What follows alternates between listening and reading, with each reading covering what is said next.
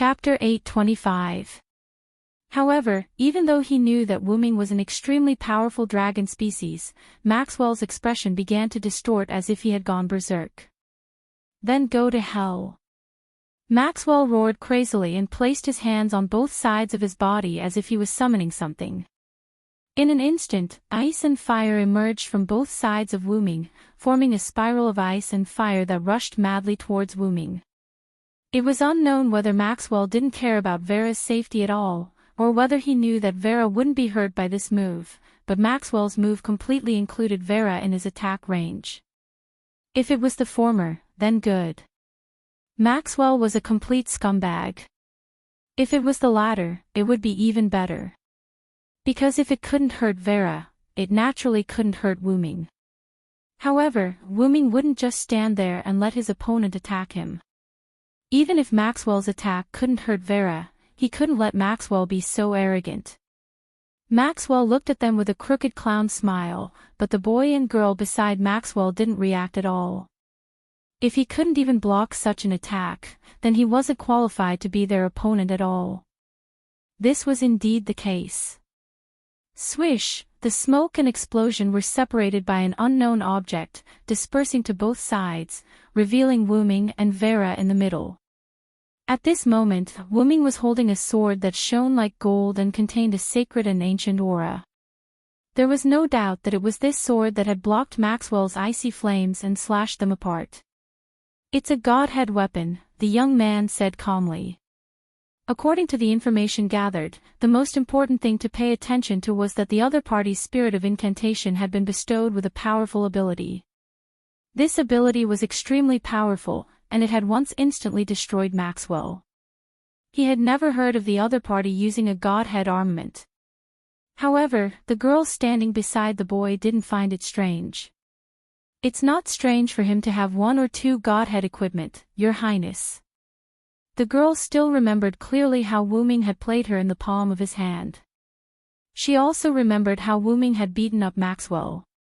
She was not surprised that such an expert would have a god deity equipment. "You're right. I was careless, Ling," the young man called His Highness smiled. "Vera, leave for a while." Wuming patted Vera's little head, and then opened the teleportation portal, indicating for Vera to enter. "You're not allowed to touch her." With a teleport, the gloomy Maxwell instantly appeared in front of Wuming. However, Shing, Wuming slashed at Maxwell who was in front of him. What? Maxwell, who couldn't react in time, was instantly split into two. The auras of the girl named Her Highness and the girl named Ling also became serious. Godhead armaments were also divided into grades. They didn't pay much attention to the godhead equipment in Wuming's hand that they had never seen before. It was the same for Maxwell, but who would have thought that Maxwell would be cut into two pieces like a hot knife cutting through butter? Maxwell, who was split into two, turned into blue particles and dissipated. However, a few seconds later, a new Maxwell appeared beside Her Highness and Ling. Damn it. Maxwell gritted his teeth, and his face began to twist. One had to know that Maxwell was a 4-digit demon lord. If it was an ordinary godhead equipment, it definitely wouldn't be able to break through Maxwell's defense. That's not an ordinary godhead equipment, Her Highness judged. Although godhead equipment was a general term, there were also differences in strength. In the understanding of the Xingyue world, they were treasures, and treasures were also divided into grades. For example, the leader of Perseus, Luos, had the scythe, helmet, and boots that were passed down by Perseus. These were all godhead equipment, just that their grades were relatively low. No, it couldn't be said like that. It should be said that compared to Gungnir, the main god's godhead equipment, their power wasn't strong. As for high-level godhead weapons, the Gungnir that was mentioned earlier was one of them, and Silent Cry had a typical example, such as the Black Rabbit's Vidra replica. Although Black Rabbit's Vidra replica was a replica of the genuine Vidra scepter possessed by Sakura and its power couldn't be compared, because it was bestowed by Sakura, the replica's power was also quite strong. And Wuming's Blade of Salvation wasn't weaker than Gungnir and Vidra replica. It even had a higher grade weapon that surpassed these godhead equipment. Why? Because the Blade of Salvation wasn't just a weapon. Its true ability was to store other godhead equipment. Just when Maxwell, His Highness, and Belle were surprised, Wu Ming looked at Vera again. Vera, listen to me, leave here first, I'll pick you up later. Wu Ming said to Vera gently as if he was talking to a child. Villo, are you okay? Vera rarely spoke. Vera knew how difficult it was to deal with Maxwell. Plus, he had 2 companions, so Vera was inevitably worried that Wu Ming wouldn't be able to defeat him. However, Wu Ming couldn't help but laugh. Who do you think I am, Vera? They can't hurt me. Vera nodded silently and hurriedly walked in, as if she didn't want to stay in the same place as Maxwell. No. My bride. Maxwell watched Vera walk into the portal with a heart-wrenching expression. If he didn't know, he would have thought that Vera was led astray by Wu Ming. Closing the portal, Wu Ming turned his head to look at Maxwell and the others, and stretched his neck a little. Let me show you the true power of the Blade of Salvation. With that, Wu Ming gently threw the Blade of Salvation behind him. As if it merged into an unknown space, a ripple appeared behind Wu Ming. The moment the ripple appeared, Maxwell felt danger. In an instant, Maxwell had the idea that he must stop Wu Ming. He could indeed resurrect, or rather, ordinary attacks couldn't kill him, but this didn't mean that he didn't feel pain. The pain caused by the attack was still there. The boy named His Highness and the girl named Belle also felt danger, but because Wu Ming's main target was Maxwell, the 2 weren't as nervous as Maxwell. After all, it was Maxwell who provoked Wu Ming. The 2 of them didn't do anything. Indeed, Wu Ming didn't intend to attack His Highness and Belle. His main target was Maxwell. But as for whether Wu Ming would be affected by the wide range of damage caused by Maxwell's attack, that wasn't Wu Ming's concern. Buzz, electric lines emerged from the ripples on Wu Ming's back and formed one square lattice after another. The square lattices were arranged in a rather orderly manner. His Highness couldn't help but widen his eyes at this scene. Manchala Square. At that moment, weapons emerged from every square lattice. There were swords, single-edged sabers, broadswords, spears, stone pestles, spears, halberds, and other weapons. Not only that, but all of them were aimed at Maxwell's position. These weapons carried an ancient, mysterious, and powerful aura. When such an aura appeared on the weapons, it meant that all of them are godhead armaments. Maxwell suddenly felt a sense of crisis when he saw this scene. However, in the next second, these weapons shot toward Maxwell like bullets from a loaded gun. Chapter 8:26. The countless weapons in the lattice behind Silent Cry's back were like hidden dragons that had left the abyss. In other people's eyes, they rushed through the air and shot towards Maxwell in a manner that was incomparably boundless. One after another, the weapons from the gods completely covered Maxwell's position. The impact of the weapons caused explosions one after another. The ground was covered with smoke and dust from the explosions, and it was impossible to see what was going on inside. After a while, Wu Ming, who used his mental power to detect, found that Maxwell was no longer within the range of the energy torrent. Then, Wu Ming raised his arm, and the Manchala formation stopped shooting weapons. Without the sound of these weapons being shot and exploding, the scene fell into silence. Not far away, Ling supported Her Highness as she watched this brutal scene with a face full of fear. Although Wu Ming's weapons were aimed at Maxwell, they were so powerful that even Her Highness and Ling were affected. She had no choice but to use her ability to teleport Her Highness not far away. Your Highness. Ling could not help but gulp as she spoke with a trembling voice. Ah, I know, Ling. This scene is too shocking for both you and me. Hundreds of thousands of God's Park weapons with an ancient aura were fired at the same time. This was naturally very shocking for Ling. Even the gods and God King's Godspark weapons could not compare to Wu Ming's. However, when she thought of his true identity, Ling understood. However, Her Highness was as shocked as Ling.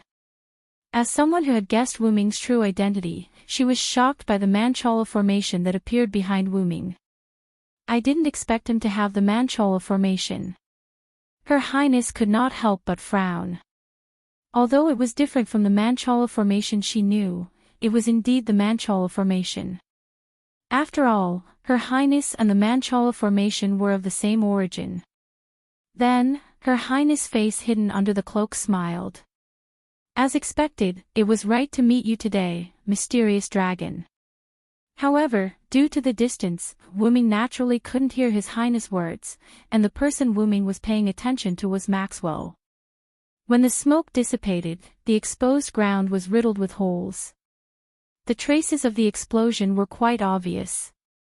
Indeed, just as he had sensed with his spiritual power, Maxwell had disappeared without a trace. He didn't lose his mind because of anger. Wu Ming was not surprised by Maxwell's choice, or rather, it was not surprising to anyone. The Divine Blade of Salvation was a storage box that contained almost all the weapons used by the gods. Whether it was a reward for the last king for defeating the God Slayer or a reward for helping the last king defeat the God Slayer, in short, the last king had been bestowed with various weapons by the gods over the years. According to what Shui Yu said, the Divine Blade of Salvation was a treasure trove that contained almost all of the treasures, and the treasures stored within were all genuine. This meant that not only could the Sword of Salvation project these weapons, it could also be used by Wu Ming. Maxwell had obviously sensed that these Godhead weapons were genuine, which was why he had run away after being killed. What a joke. It was obvious that he couldn't beat the other party, so why would he want to be tortured? It was better to run away first. As for His Highness and Ling, Wu Ming did not attack them, so who would care about them? After Wu Ming finished speaking, he waved his hand, and the Manchala square behind him disappeared one by one. Finally, it turned into a shining longsword that floated behind Wu Ming. It was the Divine Blade of Salvation. Then, Wu Ming looked at His Highness and Ling, who were not far away. I thought the two of you had run away too. I didn't expect you to still be here. With a grab, Wu Ming grabbed the Divine Blade of Salvation and aimed it at His Highness and Ling. It seems that I can catch the key person today. Ling, on the other hand, acted as if she was facing a formidable enemy. She stood in front of His Highness and looked like she would immediately escape with His Highness if the situation was not right. However, His Highness did not panic at all. It was unknown if he was pretending to be calm or if he was really confident. Sir Villo, I'll call you that for now. His Highness spoke. However, His Highness's words left Wu Ming scratching his head. What did this respectful tone mean?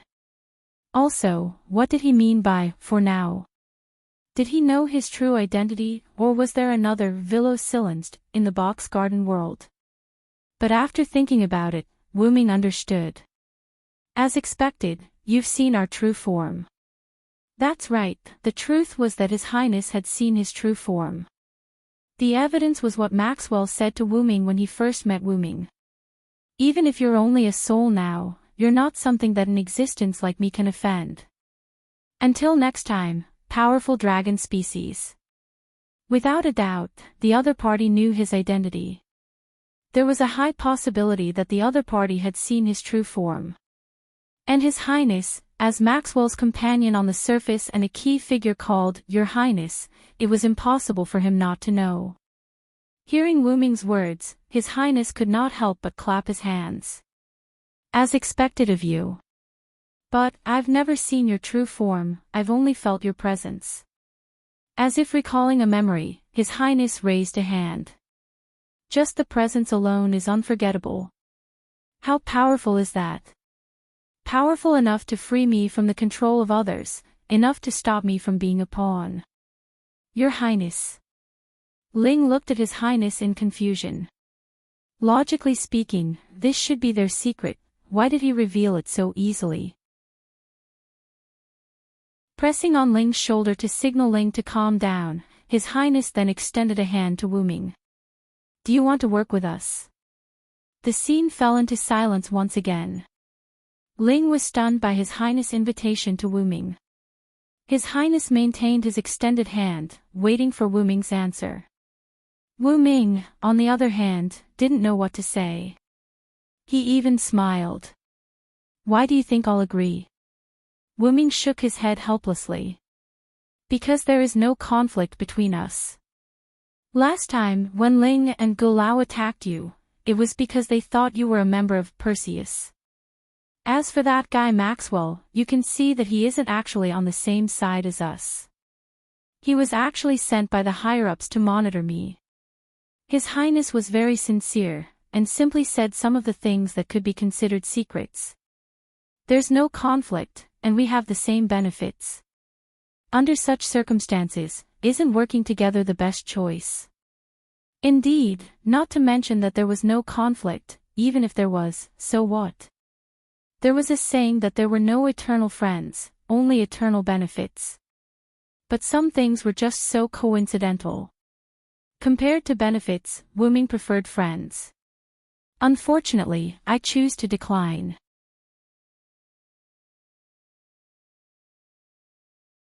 Chapter 827. What, don't you want to find your original body?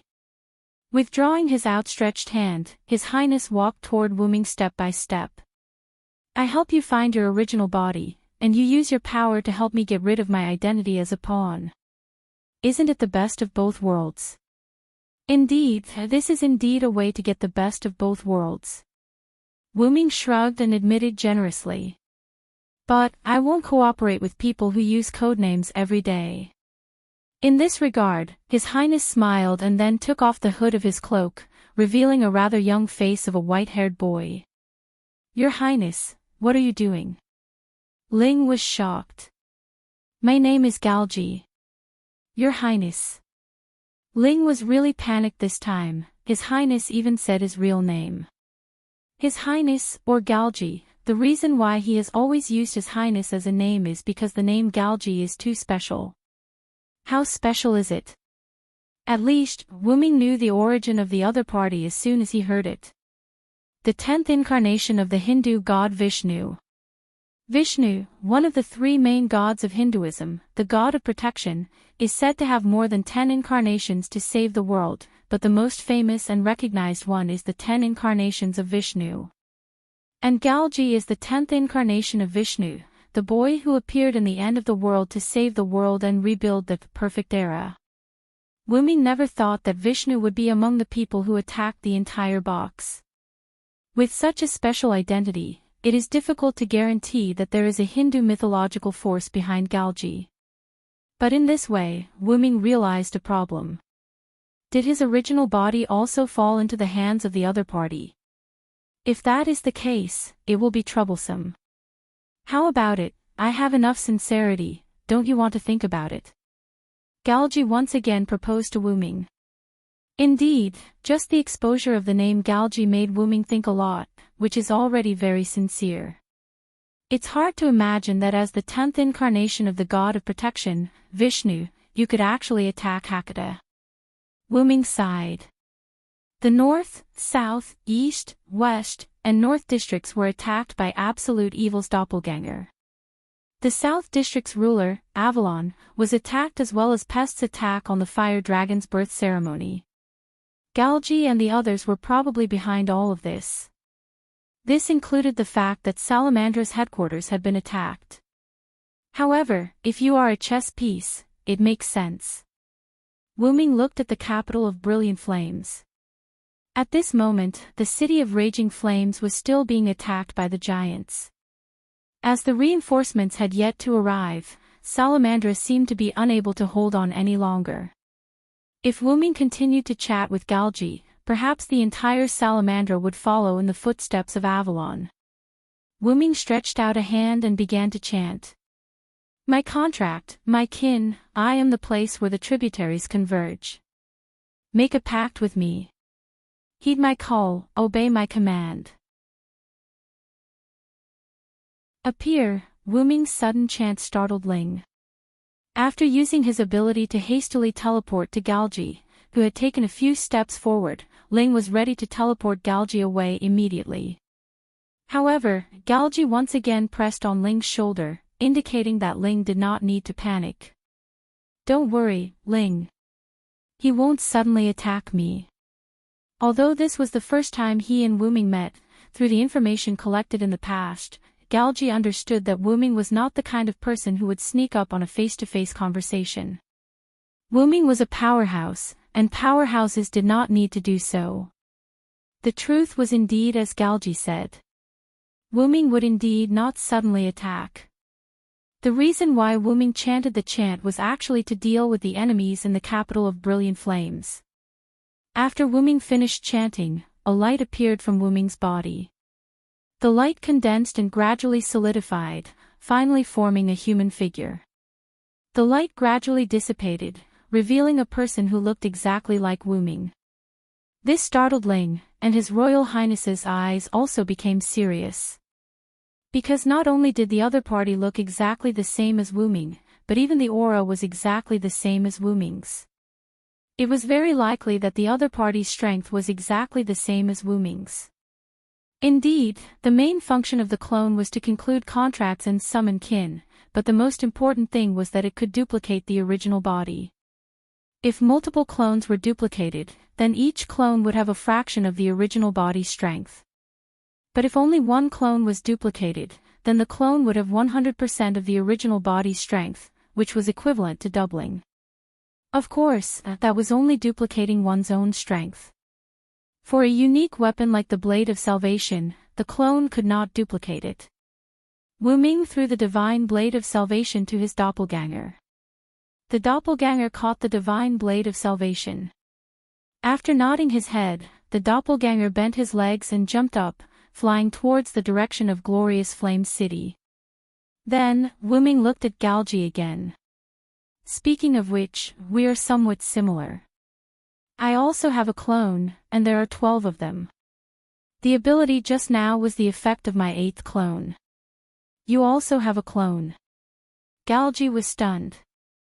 Having the same clone as Vishnu and the Manchala phalanx, Galji began to suspect whether Wu Ming was a dragon god in India.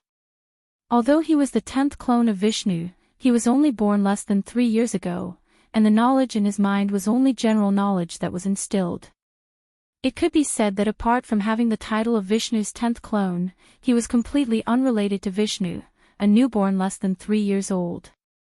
However, while Galji was guessing, Wu Ming explained. "That's the authority I obtained by killing gods in other worlds. The Blade of Salvation is the same." "Is that so?" However, Galji's expression was somewhat unpleasant. The other party obviously wanted to use this information to offset the information he had given. To put it simply, Wu Ming still chose to refuse to cooperate. "I think my sincerity is enough. Do you have to be my enemy?" Everything Galji had done all this time was to get rid of the upper echelon's control, so that he and his subordinates could get rid of the status of chess pieces. If Wu Ming found his original body, Galji was confident that Wu Ming's power could help him achieve all this. However, Galji did not lack Wu Ming's power. Wu Ming's power was just a shortcut, and it did not matter even if he did not have it. If Wu Ming insisted on being an enemy, then Galji would definitely not be soft-hearted. For freedom, Galji was willing to attack the entire box court, let alone a ghost without a body. However, Wu Ming scoffed at this. "What, you're changing to coercion now?" "I still say the same thing, I refuse." There might be a chance to be gentle with Wu Ming, but if he were to be forceful with Wu Ming, there would be no chance at all. "No, how can that be? This is not coercion." His Highness, who had a bad expression, suddenly smiled. "If I remember correctly, no name should only be the box court knight now."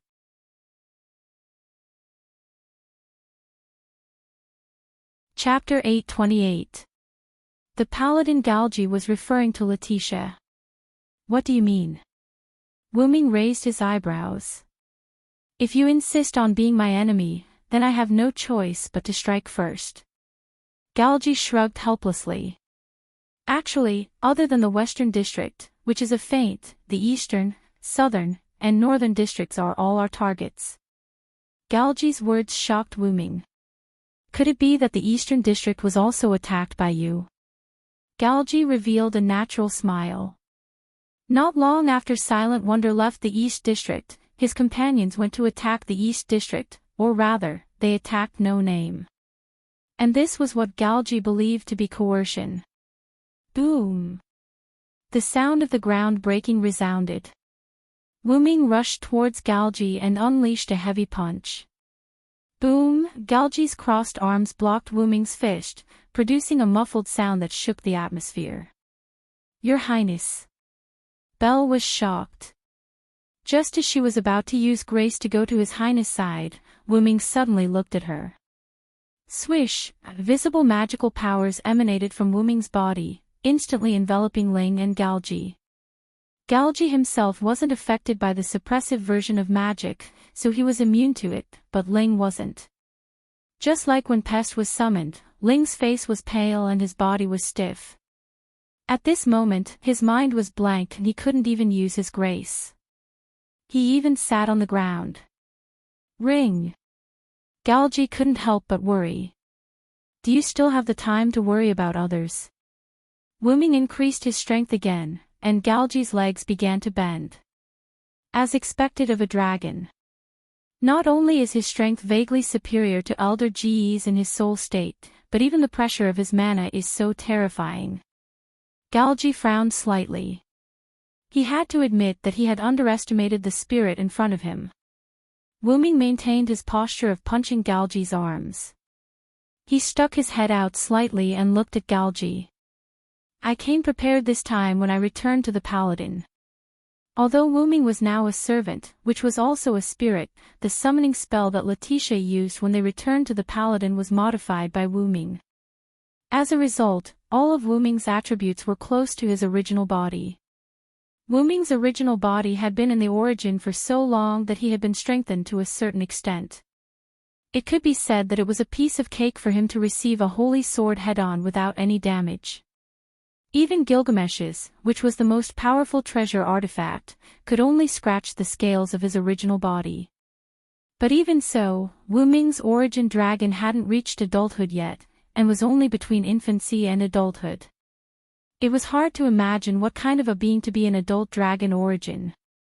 If Wu Ming's original body continued to be baptized in the origin, it would not take long before Wu Ming's original body would enter adulthood. However, Wu Ming did not have the time to wait any longer because Gidea's anthropoid burn threatened Godatzi's world. Therefore, Wu Ming chose to face Gidea directly.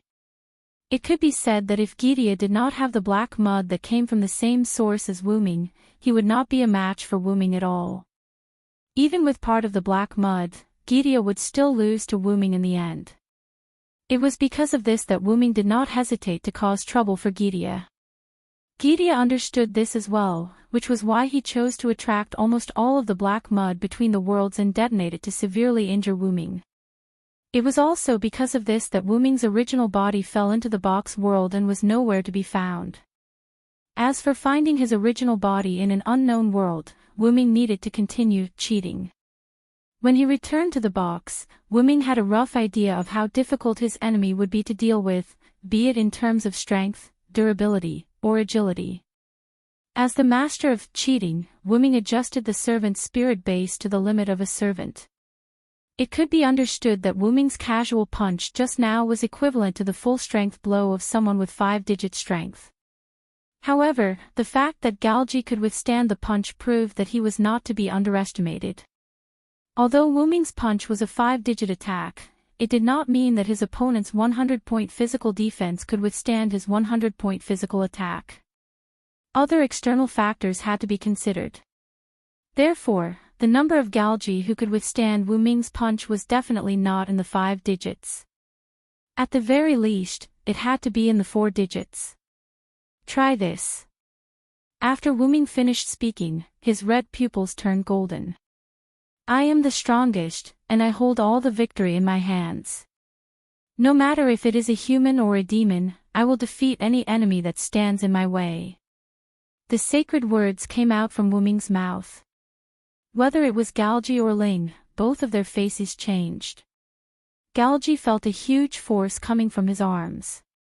If he had to describe it, he would say that he could block it for a while longer, but now, he couldn't block it for a while longer. Belle, on the other hand, came back to her senses when she heard Wuming's familiar words. It was a word that could summon a golden giant that could instantly suppress Gulao. His Royal Highness must be in danger. Although she did not see the golden giant, Ling knew that Galji was still in danger. Your Royal Highness. Ling struggled to get up while shouting for Galji. Then, Ling used her grace to come to Galji's side and prepared to transfer him away. But at this moment, Wuming smiled. Ling! Back off! Galji yelled at Ling. However, before Ling could react, a rune that had been inscribed on the ground lit up and enveloped her. Ah! Ling screamed and fainted on the ground. That's a rune. That's right. The runes on the ground were the rune runes that Wuming had drawn with his mental strength. As a rather famous rune, even though Galji wasn't proficient in it, he could at least recognize it. As expected, you guys are easier to deal with than Maxwell.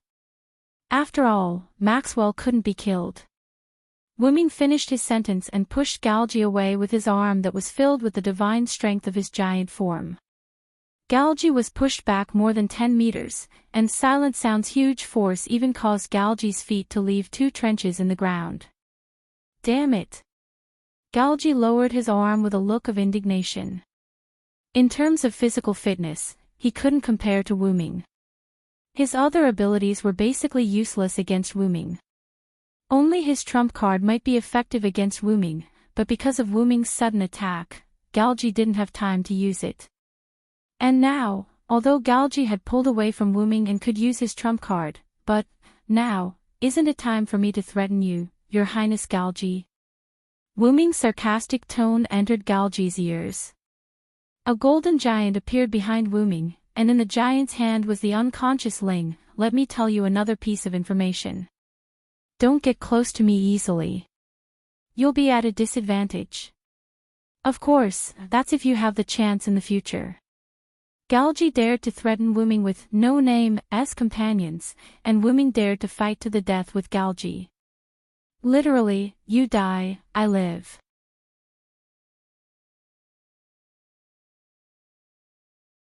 Chapter 829. Galji admitted that he guessed wrong. It wasn't that he guessed wrong that Wuming wouldn't attack him, but that he guessed wrong about Wuming's strength. When he threatened Wuming with no name, Galji was prepared to fight with Wuming. Reality proved that what he heard was false, and what he saw was true. Perhaps it was because everything had been smooth sailing all this time, which made Galji a little careless. The strength that Wuming displayed was completely beyond his imagination. This time, Galji was defeated. Sir Villo, how about we each take a step back? I'll let my subordinates retreat from no name and not touch anyone or anything in no name, and you sound the bell and let us leave. After all, everyone had the other party's weakness in their hands, and they couldn't fight to the death. Taking a step back was the best solution at the moment. However, this best solution was based on the fact that no name was successfully attacked by Galji's subordinates. You think too much, Your Highness Galji. Are you sure your subordinates have completed the mission you gave them? What do you mean? Galji's expression changed slightly. You can try to contact your subordinates and see how they're doing with their mission.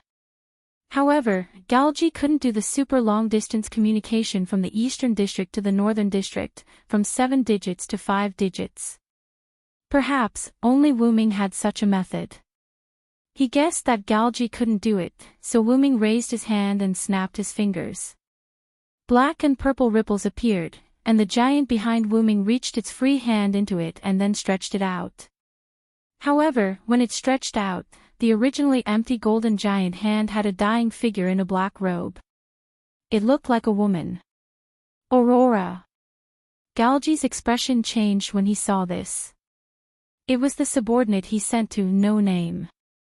Sorry, Your Highness, we miscalculated. After Aurora finished speaking, she fainted.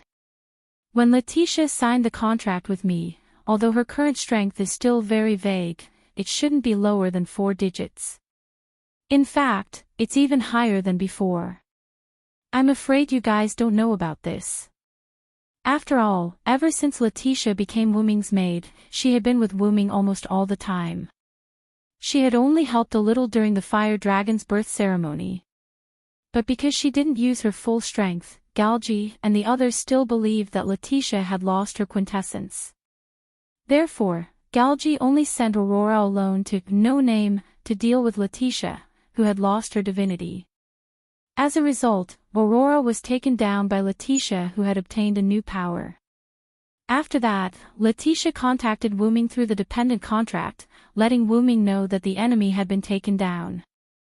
If you let this guy bring some of Absolute Evil's doppelgangers with him, I'm afraid Letitia will have to put in more effort.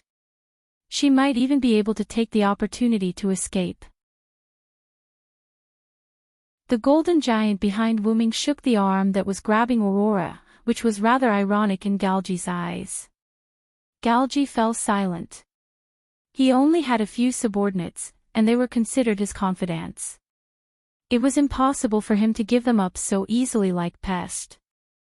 At this moment, a huge dragon flew out from the capital of Raging Flames. Your Highness! The huge dragon roared. Whoosh! The huge dragon's descent caused the airflow to flow like a storm, blowing the surroundings. Then, the emblem engraved on the huge dragon's body suddenly lit up. In an instant, the huge dragon transformed into a griffin. Wuming recognized the griffin at a glance. It was the griffin he had captured with Ling last time, the one named Glaya Grove. So it's genome tree, huh? At this moment, the emblem on Glaya's body was extremely similar to the emblem on the wooden carving hanging around Hiroyuki's neck. There was no doubt that it was the genome tree. Perhaps the ability to transform into a huge dragon was the ability bestowed to Glaya by the genome tree. Elder Galji, are you hurt? Wuming's clone had headed to the capital of Raging Flames with the weapon known as the Divine Blade of Salvation. Galji was rather worried that Glaya Grove, who was left behind to assist the giant demon king in attacking Salamandra, would be injured by Wuming's clone. I'm fine, Your Highness. Glaya's griffin head shook, then turned to Wuming. After that guy went over, I immediately retreated from the capital of Raging Flames. He knew how powerful Wuming was. His godly speed that seemed to be able to control time and his immense strength that even he couldn't compare to. Just these two abilities alone were already troublesome for Glaya. Moreover, Glaya was worried that since Wuming could spare time to support the capital of Raging Flames, would Galji and the others be in danger? Therefore, he left the capital of Raging Flames and flew over. It seems that it's a clone. After arriving here, he saw that Wuming was still here. Glaya understood that the one who went to the capital of Raging Flames to support the capital of Raging Flames should be a clone created by Wuming with a special gift. Although it's a doppelganger, the doppelganger has the same strength as me, Wuming explained kindly.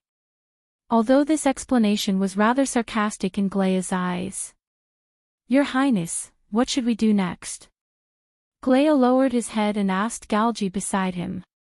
He naturally saw that Belle and Aurora, who was here for some reason, had fallen into the hands of the other party.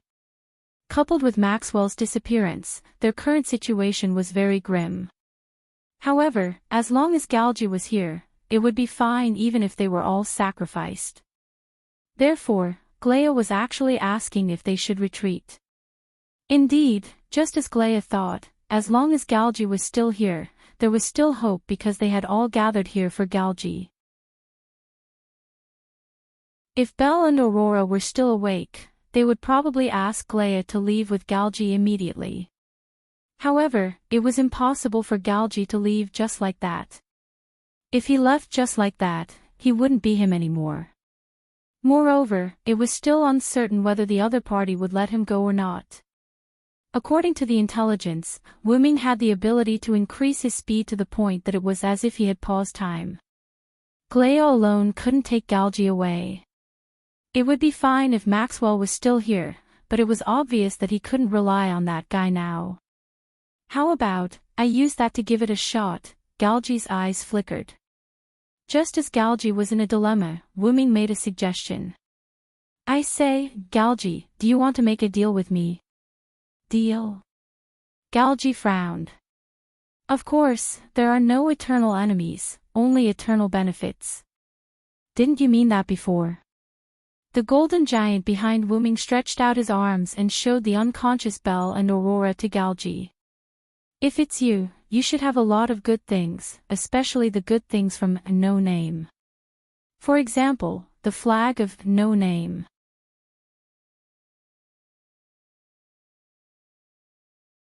Chapter 830. But Galgi shook his head helplessly. Unfortunately, I was born less than 3 years ago, so I can't take out most of the things from No Name. Because No Name was attacked 3 years ago, Galgi wasn't even born yet. Less than 3 years. Wuming was surprised. I see. That's why you said you're a prop. Although Galgi looked about the same age as Ren, he was only created as a prop with less than 3 years of life. I was born with the body of a child, and the knowledge in my head is all man-made common sense. That's why I yearn for freedom so much. When Galgi spoke, his eyes were full of hope for freedom. That's not an excuse for you to destroy other people's lives. Wuming suddenly said. After a long sigh, Wuming closed his eyes and looked at Galgi again. You know, although I'm not human, I grew up as a human. It wasn't until the old man who adopted me passed away that I knew I wasn't human. Grew up as a human. Galgi was also stunned. That's right. The old man who adopted me deliberately hid it. Although he knew I couldn't live like a human for the rest of my life, he still hoped I could live a normal life for a while. As if recalling his life on Earth in another world, Wuming's eyes were full of memories. That old man was very ordinary. He even believed in science before he found me. As if recalling the director who adopted him, Wuming showed a warm smile. You know, Galgi, we're very similar. We're all people who like to do whatever we want for important things. Galgi didn't say anything and just listened quietly. Although I'm not human, the old man taught me how to be a human. As Wuming spoke, the majesty in his golden eyes that were already full of divinity increased by another level. You worked hard to resist the fate that others imposed on you for freedom. That's not wrong, but you shouldn't impose the same tragic fate on others, because if you do, you'll become someone you hate. In the end, he concluded solemnly. You have strength no less than 4 digits, companions who trust you, and the name of Galgi, the 10th incarnation of Vishnu who saves the world.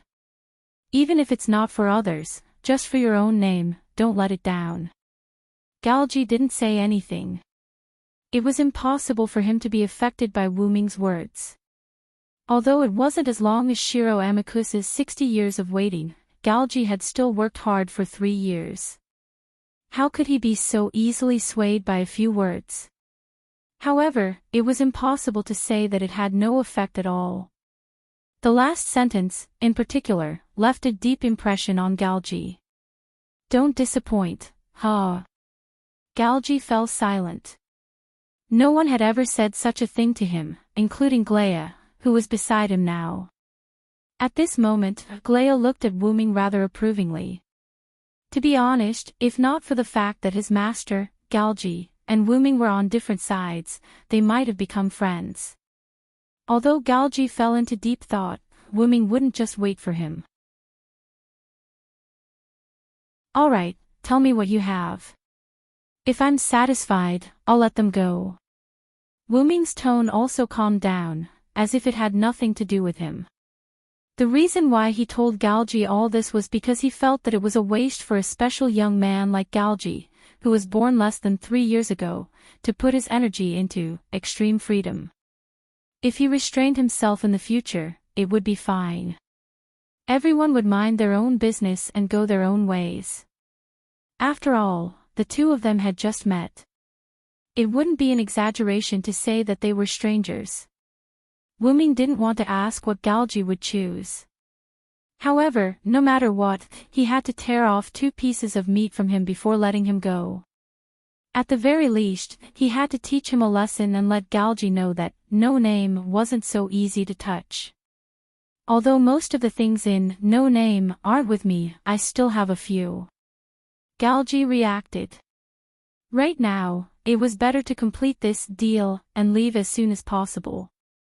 Then, Galji said something that surprised Wuming and made him happy.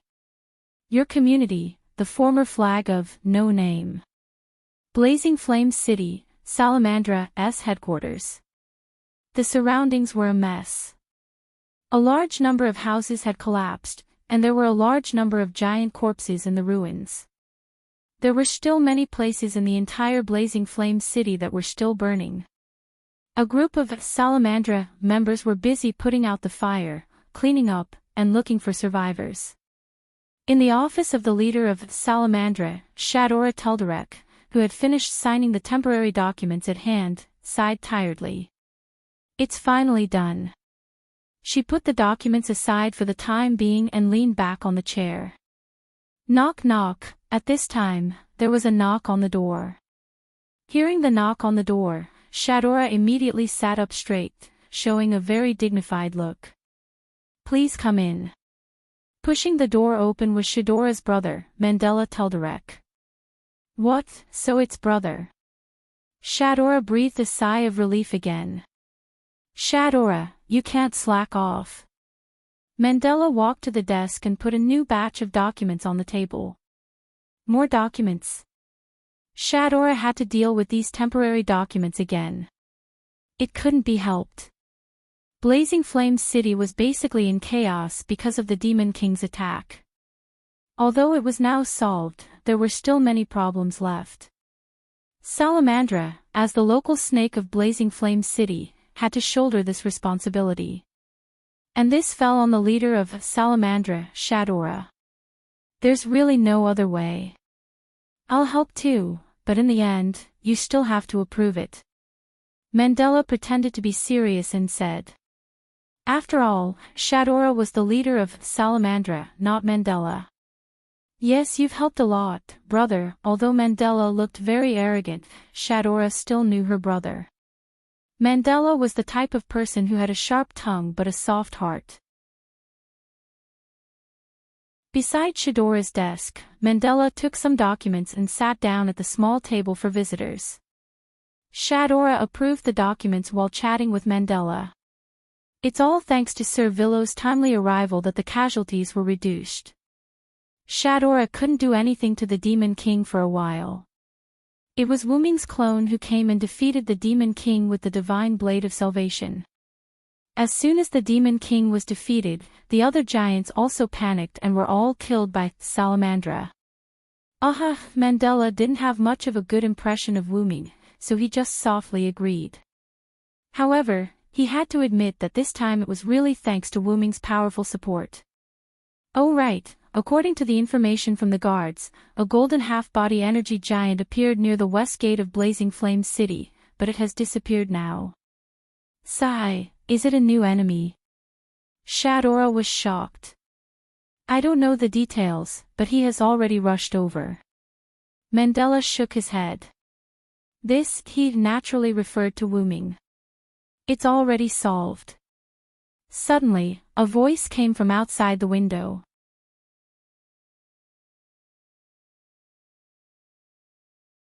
Chapter 831. As soon as he said that, Wuming jumped in through the window. Sir Villow. Shadora was shocked. Please use the front door in the future, Mandela said sternly, but Wuming didn't listen at all. The one who came to support you was my clone. The real me encountered an enemy outside the city. Wuming sat down next to Mandela and began to explain. So that means that golden giant was a gift from Sir Villo. That's amazing. Shadora's small eyes blinked. After all, this kind of summoning ability from a giant was very rare. However, Mandela didn't care about this. What he cared about was that the one who came to support was a clone. Even a clone was this strong. By the way, Sir Villo, did you destroy the enemy? Shadora asked with concern. Wuming shook his head. They had the gift of teleportation, so they ran away. Of course, this was a lie. Even if he was an ally of Salamandra, Wuming wouldn't tell them that he let Galgi and the others go after the deal. First of all, with Mandela's personality, he would definitely criticize Wuming's behavior again. Although Wuming didn't care about Mandela's words, it would save him some trouble. Secondly, in a sense, he was cooperating with Galgi and the others. If this spread out, it would have a slight impact on No Name. Is that so? Indeed, if it was the gift of teleportation, then it would be troublesome. Shadora nodded as if she understood. Although Shadora was a little disappointed that she didn't catch them. After all, even if those people weren't the mastermind behind the attack on Flame Capital, they definitely had something to do with this attack. As the leader of Salamandra, Shadora loved her people like her own children from the bottom of her heart. Flame Capital suffered such a disaster, and because Shadora didn't protect the people well, she naturally became hostile to the enemies who caused all this. However, compared to hostility, Shadora blamed herself more.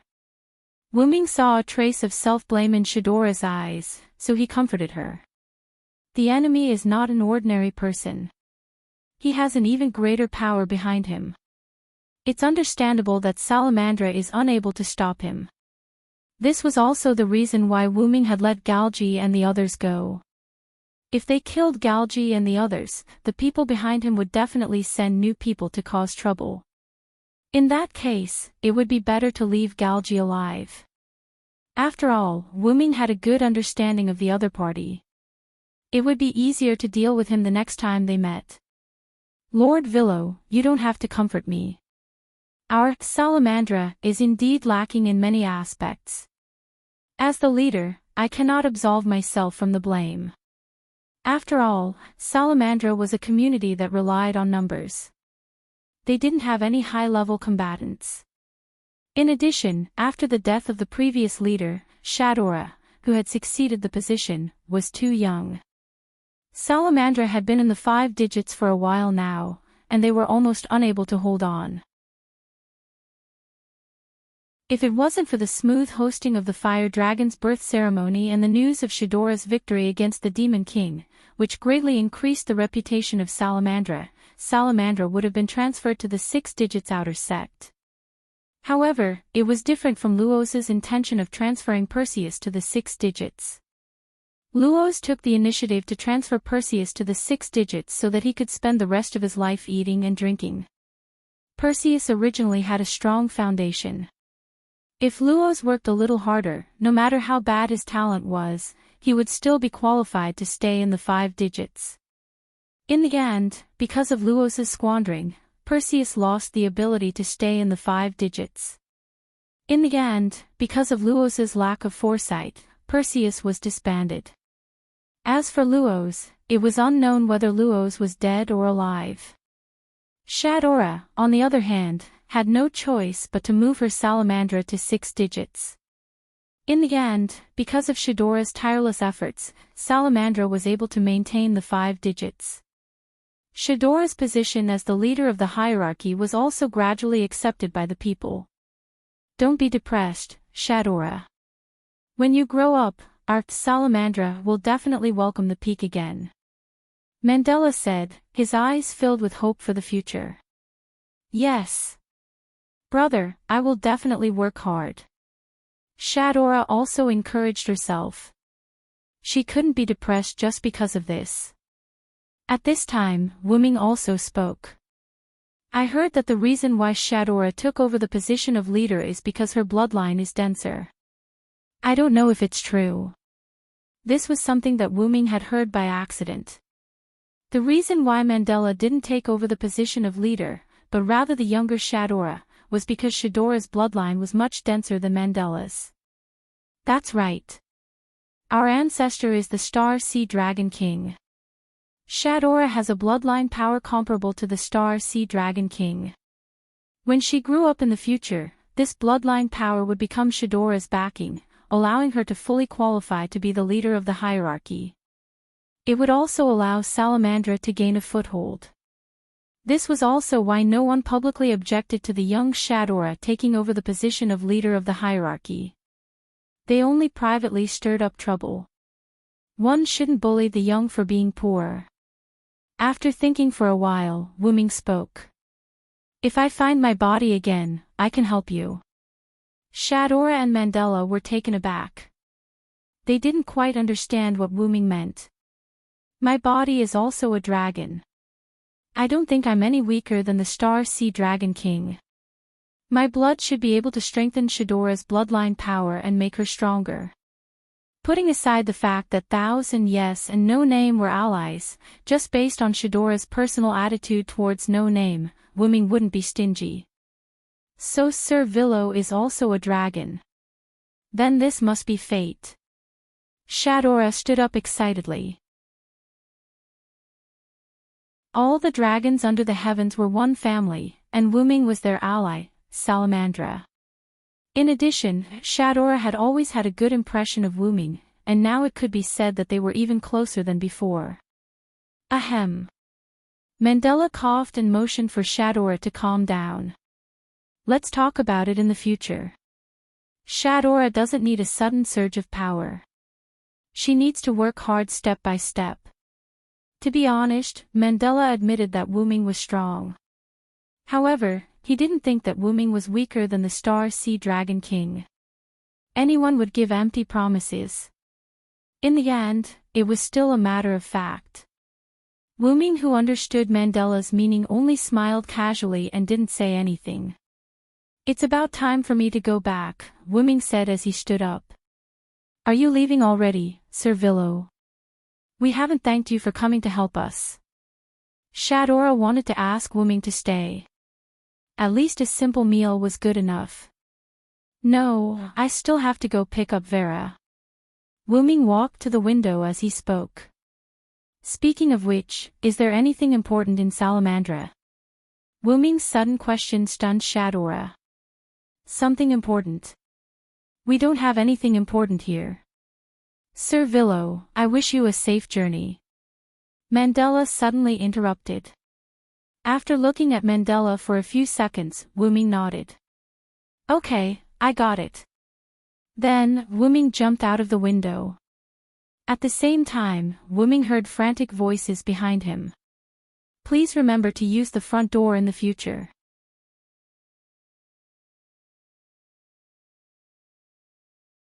Chapter 832.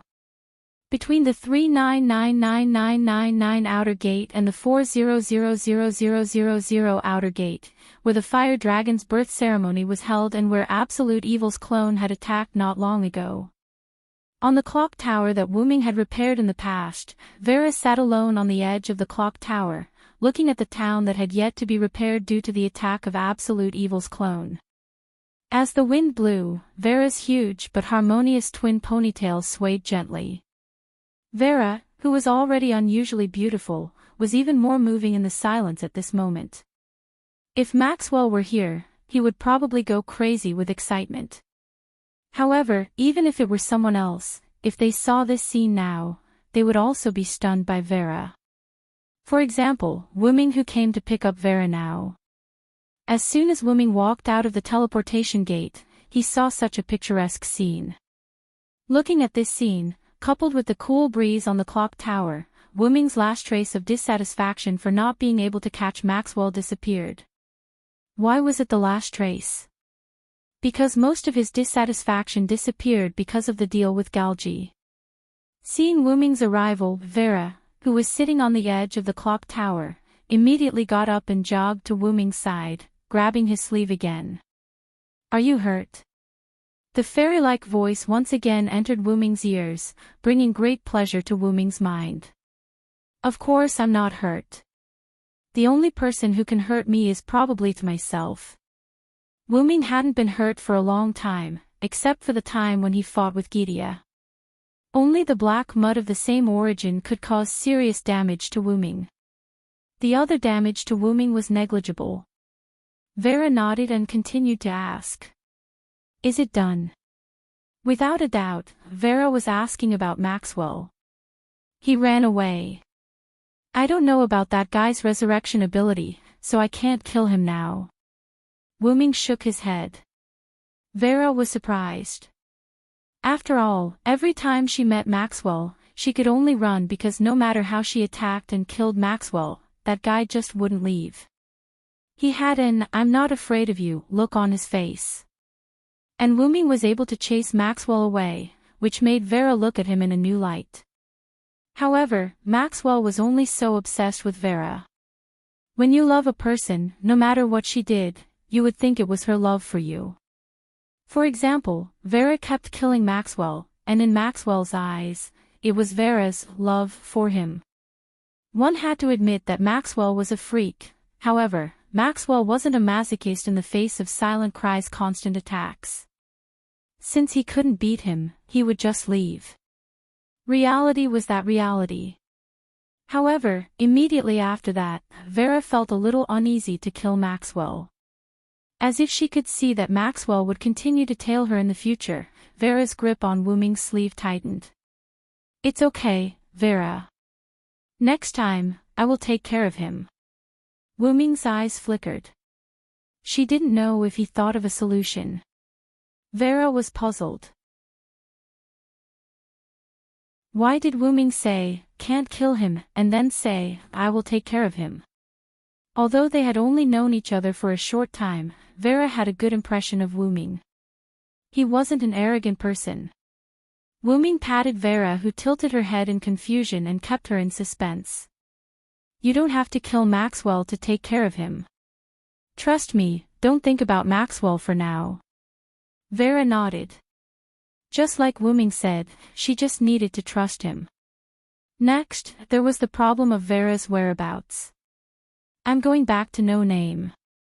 Do you want me to send you back to the outer door of Willow's Wisp? Wu Ming asked. But Vera shook her head. Wu Ming was stunned for a moment before he reacted. I'm the one who thinks too highly of myself. Vera could control the realm door.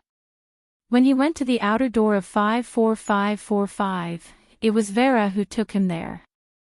Therefore, it was easy for Vera to go home by herself. And Wu Ming had never been to the outer door of Willow's Wisp, so he couldn't send her back. Then you can go back by yourself. I'll go first. Wu Ming opened the teleportation door and was about to walk in. He had to hurry back to No Name and give Laetitia and the others a surprise.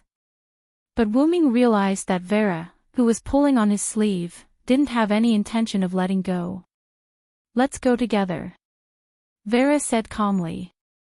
They were both ghosts and had the same teleportation door ability.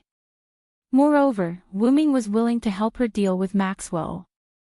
Vera liked this kindred spirit very much. Therefore, Vera felt that following Wu Ming would be better. Anyway, she was wandering around the North District by herself. If she didn't follow Wu Ming, would she have to wander around by herself and be followed by Maxwell again? But this made Wu Ming helpless. You are the leader of Willow's Wisp. Is it okay for you to wander outside for a long time? If Ren wandered outside for a long time, not to mention the other members of No Name, even Ren himself wouldn't forgive himself. No, it shouldn't be said like that. It should be said that Ren wouldn't do such a thing. However, it was Vera who nodded her head. After all, her Willow's Wisp was a big business, and the people of Willow's Wisp were used to Vera slacking off daily. Thus, Vera expressed that there was no problem. In any case, Wu Ming once again understood why Vera wasn't the leader of the hierarchy. Then, let's go back together. Following Vera's nod, the two entered the teleportation door. 21053880 Outer Gate, No Name's headquarters. In the room that belonged to Wuming, a dark purple ripple appeared. Wuming and Vera walked out. "You're back." Wuming let out a long breath. This trip to the North District was really tiring. But, in the end, it was still a fruitful trip. "Is this considered a Villow's home?" Vera suddenly asked. This question made Wuming fall into deep thought. Logically speaking, the Great Root should be Wuming's home. However, although the Great Root was the home that Wuming had always been pursuing, Wuming didn't really want to stay there forever. It was fine if Wuming didn't cherish it after he got it. In any case, Wuming liked to interact with people. That kind of life was a good life for Wuming, and he didn't want to quietly sleep alone in the Great Root. How do I put it? This place is like home, but it's not home. It's not an exaggeration to say that it's a place to rest, because I won't stay in this place forever. Wuming replied. Although Wuming didn't like to stay in the Great Root, but Wuming only had one home, and that was the Great Root. But the definition of home is different for everyone. In my opinion, it's not a place where people gather that is called home, but a place where there are people who are worthy of being entrusted with. That place can be called home, and the current No Name, to me, is such an existence. Although Wuming didn't join No Name for long, and he left not long after, feelings were hard to define. Wuming, 16th Night, Black Rabbit, and the others got along very well, and they were very much to his taste. Moreover, they were sincere to Wuming, so there was no reason for Wuming not to treat them with sincerity. And because of this, the home of No Name was formed. And this conflicted with the former, which was why Wuming said that it was like home, but it wasn't. In short, whether it's a home or not, just enjoy the life in front of you. If you think too much, it'll be very hard. Vera nodded thoughtfully. Let's go, Vera. Let's go out. I've prepared a surprise for my companions. Wuming said as he pulled Vera towards the door. I wonder if 16th Night and the others are back. With that in mind, Wuming pushed open the door.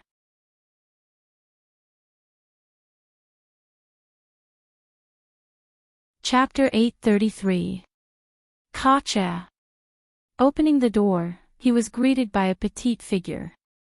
Wah. Letitia, who didn't expect the door to open by itself, bumped into Wuming and let out a whimper.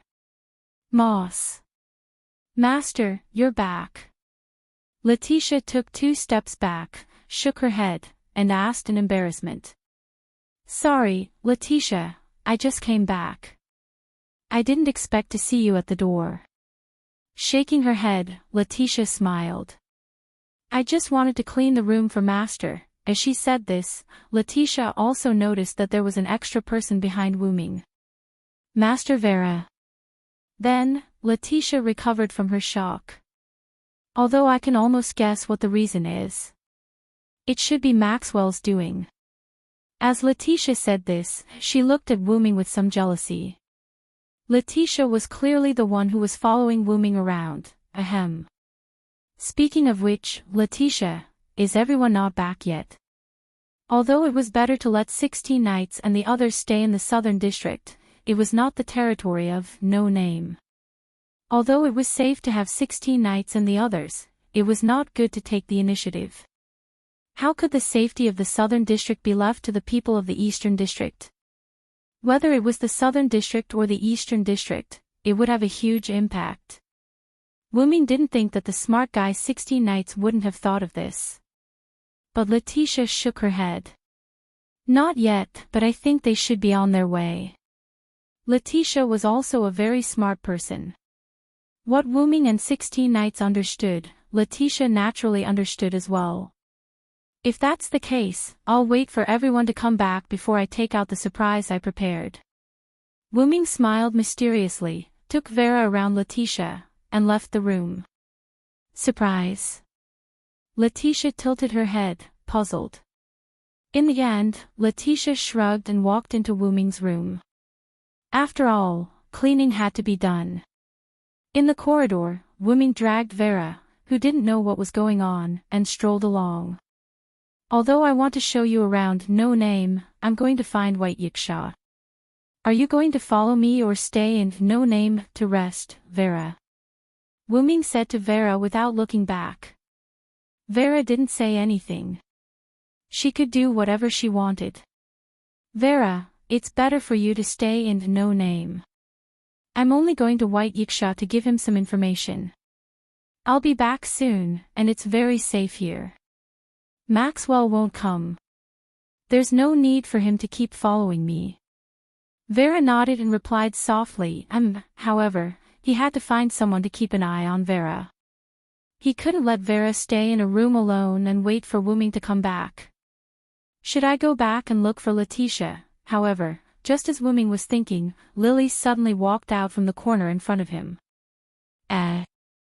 Sir Villo, are you back? Then, Lily noticed Vera, who was pulling on Wu Ming's sleeve and hiding behind Wu Ming. What a cute child. Sir Villo, who is she? Lily looked at Vera curiously. She seemed to be very interested in Vera. Because she had never seen Vera before, and Lily wasn't familiar with the leader of Willow's North District, Vera Jia Ignifost, Lily didn't think that the charming and cute little girl behind Wu Ming was such a big shot. Instead, Wu Ming's eyes lit up and he nodded.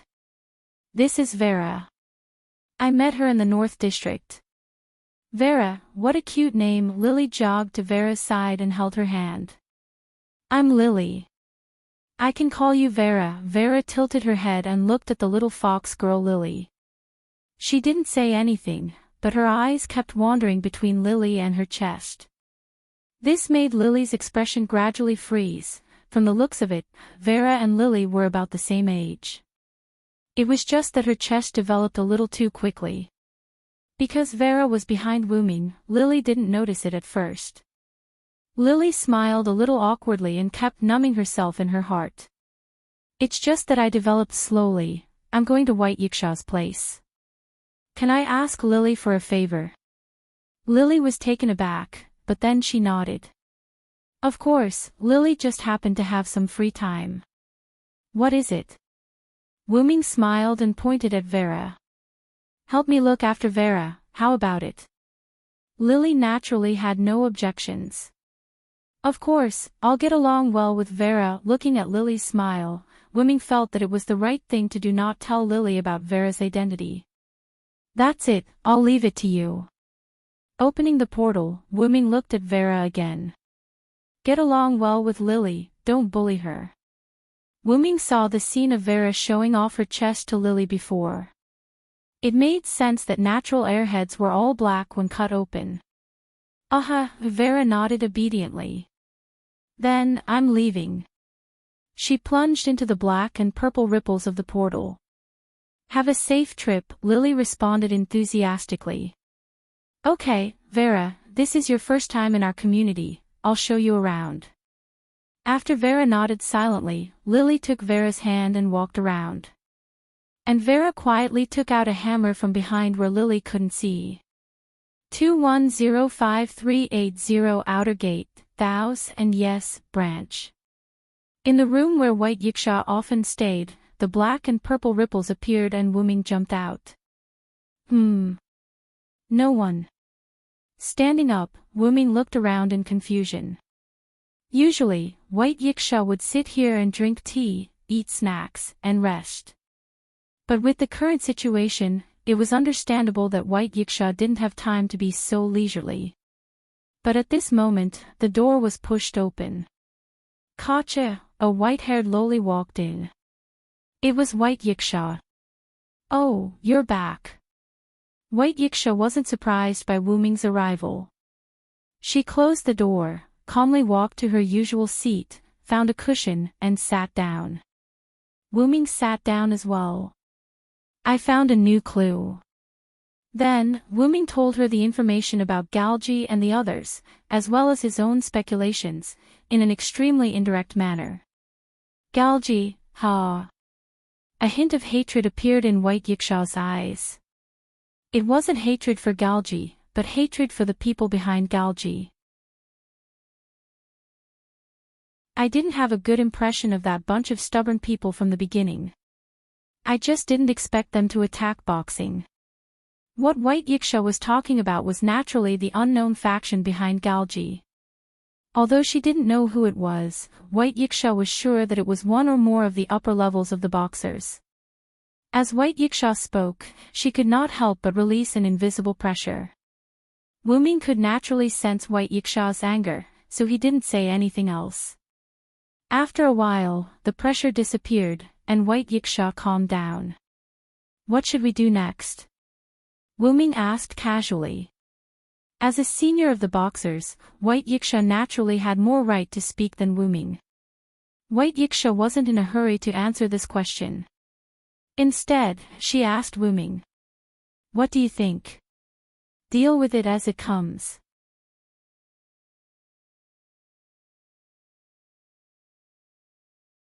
Chapter 834. Wuming said without hesitation.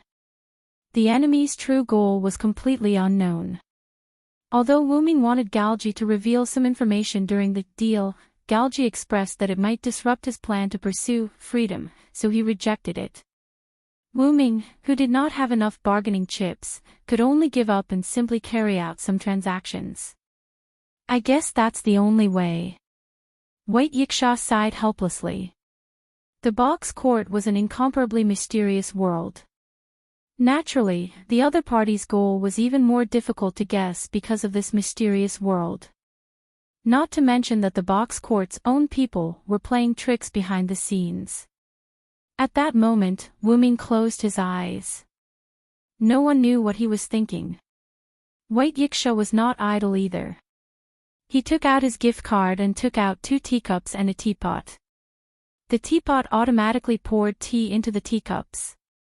I say, White Yiksha, how many are there in the human final trial? Wuming opened his eyes and suddenly asked. White Yiksha picked up one of the teacups and took a sip.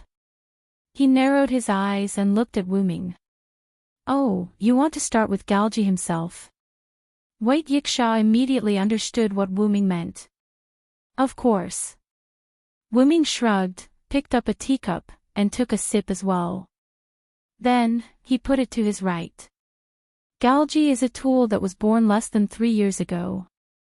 In this box court world that values inheritance, other than Galji's own nature, I can't think of any other place that would need this useless tool to play a role.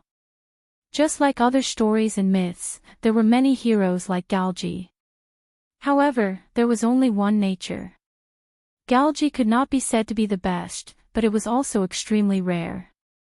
The nature that Wuming mentioned referred to Galji's nature of coming to save the world at the end of the world.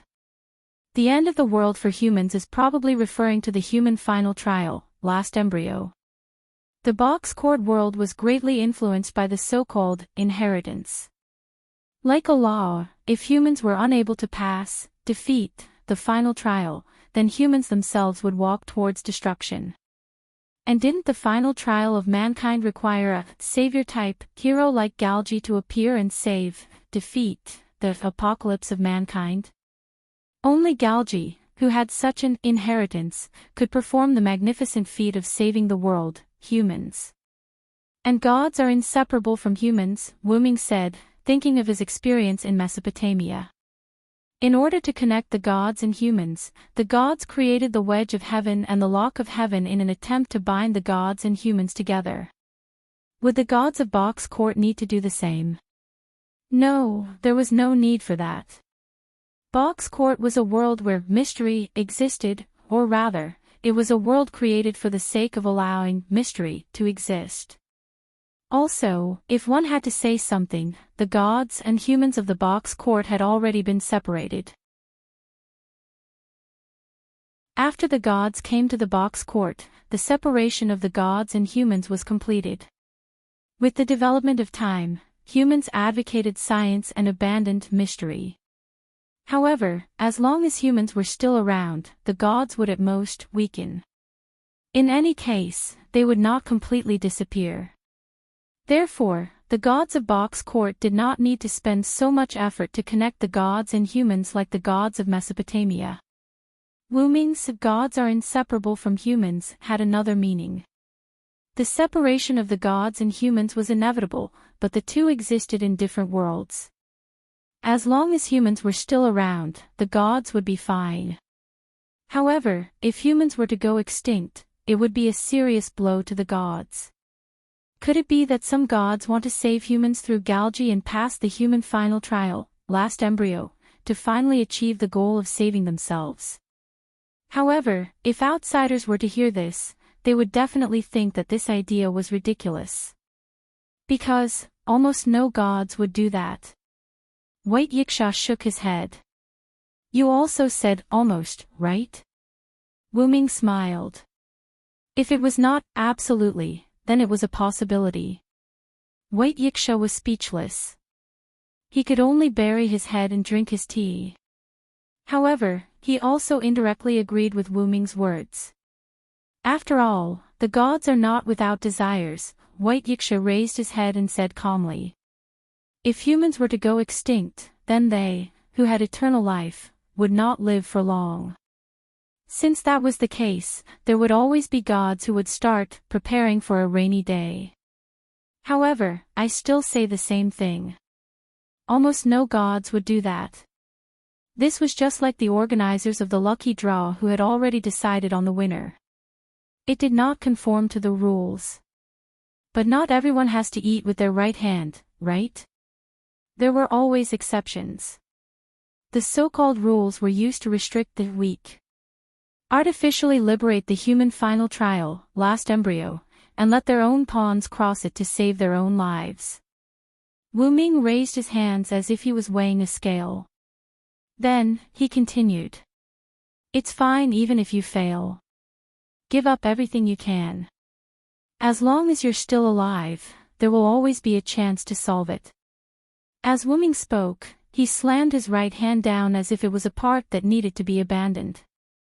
However, they never thought about how disastrous the consequences of failure would be for others. Coincidentally, the hand that fell hit the teacup that Wu Ming had placed to his right. The teacup tilted and collapsed, spilling tea all over the floor. I'm not targeting anyone. I don't have a good impression of most gods. I can imagine how bad they are. After all, Wu Ming was on the side of humans. Be careful. White Yiksha looked at the floor. She was quite dissatisfied with Wu Ming's tea spilling. Speaking of which, what is your brain made of? You can actually make such a connection. To be honest, White Yiksha increasingly felt that Wu Ming's words made sense. Galji's existence itself is a very big point of suspicion. If there really was another purpose, then why did they deliberately let a prop that had been born less than 3 years ago do it? This was obviously a problem. They had to send an experienced person to do it. This meant that this matter had to be done by Galji. However, Galji's superiors had arranged for someone to keep an eye on him. That person was Maxwell. Not only did Galji say, "We are not on the same side," but Maxwell himself also revealed the feeling that he was not on the same side as Galji. It was no wonder that they would hide their secret operations. Once they appeared in front of the world, they would definitely be guessed through their names, actions, and other aspects. For example, Wu Ming, who had already obtained a lot of information, boldly made a guess. Well, let's put this problem aside for now. Let's talk about the human's final trial first. No matter what, as long as there was a glimmer of possibility, he had to grasp it and explore it in depth. Actually, I was once one of the human's final trial. White Yiksha seemed to recall a long time ago as her eyes showed a trace of absent-mindedness. You? The human's final trial. It was no wonder that Wu Ming was stunned. This was like knowing the true identity of the old man who had been your neighbor for decades was Superman. What? I'm the sun's astral spirit after all, a manifestation of the heavenly oracle. White Yiksha glared at Wu Ming proudly. I got it. Please continue. He extended a hand and politely motioned for White Yiksha to continue. Fortunately, Wu Ming's ability to accept things was very strong. Even if you told Wu Ming that White Yiksha, this lowly, was once a mature sister, he would still accept it. In short, it's fine as long as you know that I'm one of the humans' evil.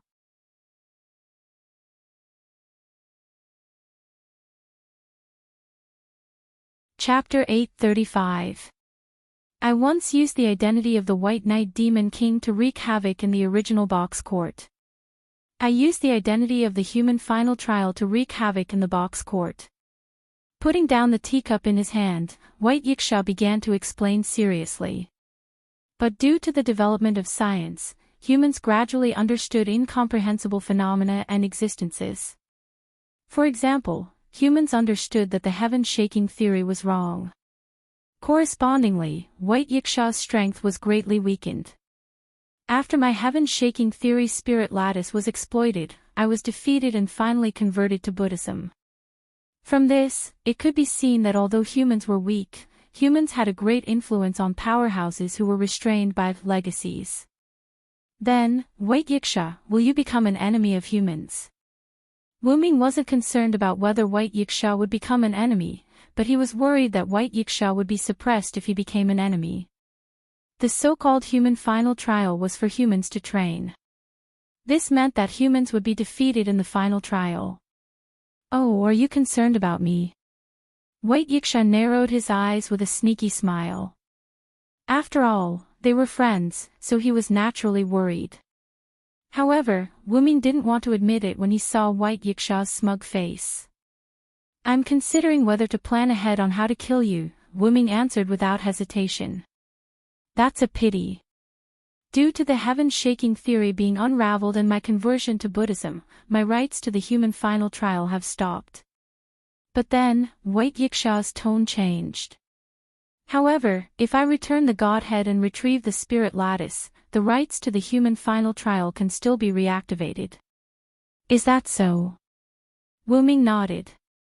This was one of the reasons why White Yiksha didn't retrieve the spirit lattice to fight the Demon King 3 years ago. However, if it really comes to that, I will have no choice but to return to the upper levels of the box court. Even if White Yiksha didn't want to return, the people in the upper levels of the box court wouldn't let a 2-digit box court powerhouse stay in the lower levels. Although White Yiksha would only think for the people in the lower levels by staying in the lower levels, once this precedent was set, it would be troublesome for other powerhouses to run to the lower levels in the name of being the ruler of the social class. Don't doubt it. Some people like to be a local tyrant. But if you leave, it will be quite troublesome. Wu Ming looked helpless. If I leave, I will recommend you to be the ruler of the Eastern District. White Yiksha did not hide anything. In fact, when White Yiksha promised Wu Ming that he would protect the East District and, no name, even if he had to return the Godhead, White Yiksha had already made up his mind. I don't want to be the ruler of the hierarchy and cause trouble every day. There's no other way. I can only put in more effort to make you obediently stay at the bottom. Looking at Wu Ming's appearance, White Yiksha could not help but laugh. Since you've said so, it seems that I can only do as you say. Then, the two returned to the main topic. Other than the earth-shattering theory, there are many other theories about the last embryo, such as dystopia, wandering endgame, absolute evil, and so on. But... White Yiksha paused. Basically, these demon kings of the last embryo are no longer a threat for the time being because of the various measures taken by the people of the box court. Therefore, White Yiksha did not think in this direction. You said it yourself that it's only temporary. Galji and the others might want the last embryo to reappear, Wu Ming asked. For example, human evil. When he saw Absolute Evil's clone, White Yiksha had said that Absolute Evil had been sealed.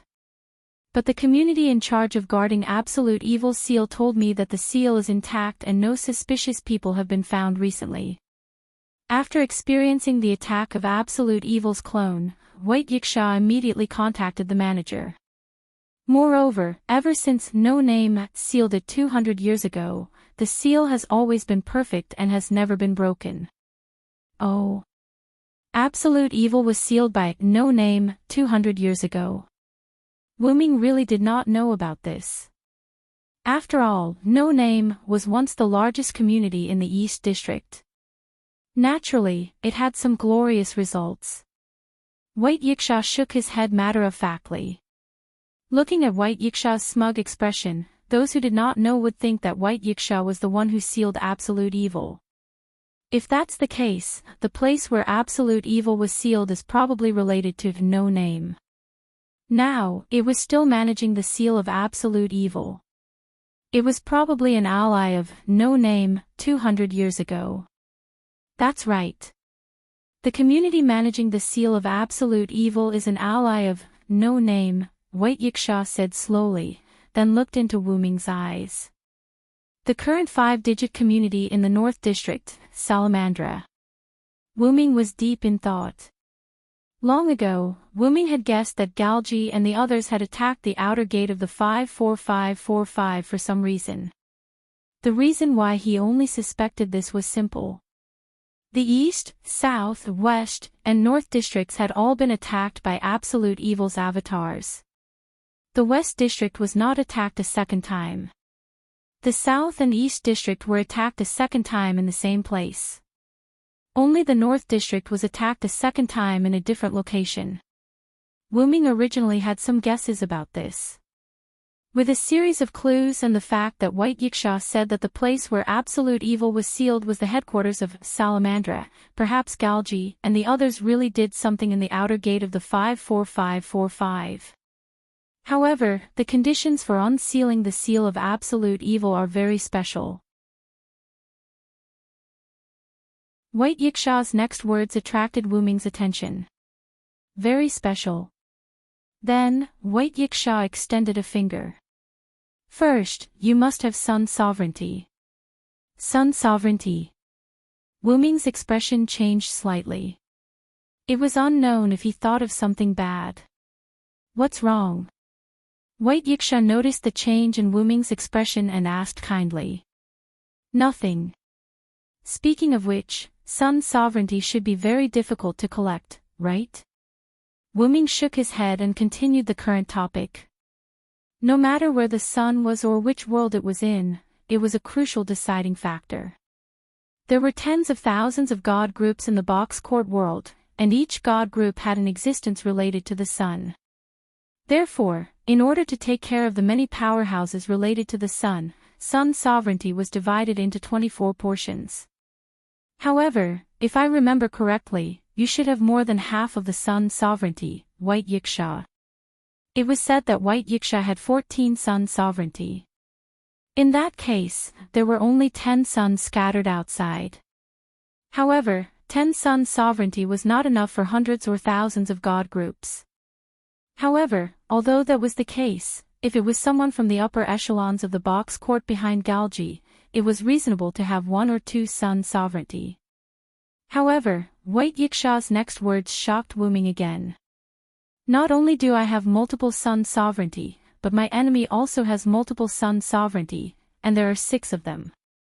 In that case, wouldn't there be only 4 Sun Sovereigns left outside? In that case, Sun Sovereignty was even rarer. It was no wonder that it was a condition for unsealing. Even so, having Sun Sovereignty was still one of the conditions. The second condition for unsealing is the Star Sea Dragon King's horn. Wuming knew about this. The Star Sea Dragon King was Shidora's ancestor. It was said that the horn on Shidora's head was transplanted from the Star Sea Dragon King, and it was a horn with great power. However, the Star Sea Dragon King's horn is currently on Shidora's head in perfect condition, Wuming said. He had just met Shadora. Shidora's horn was still bright and beautiful, and there was no damage at all. It was impossible that someone had secretly replaced Shadora's entire horn. No matter how weak Shadora and Salamandra were, it was impossible for them to be that weak. Are there any other conditions? Wuming was more or less relieved. There is a third condition, which is the last one. White Yiksha's expression became serious. Seal the flag of the community of absolute evil.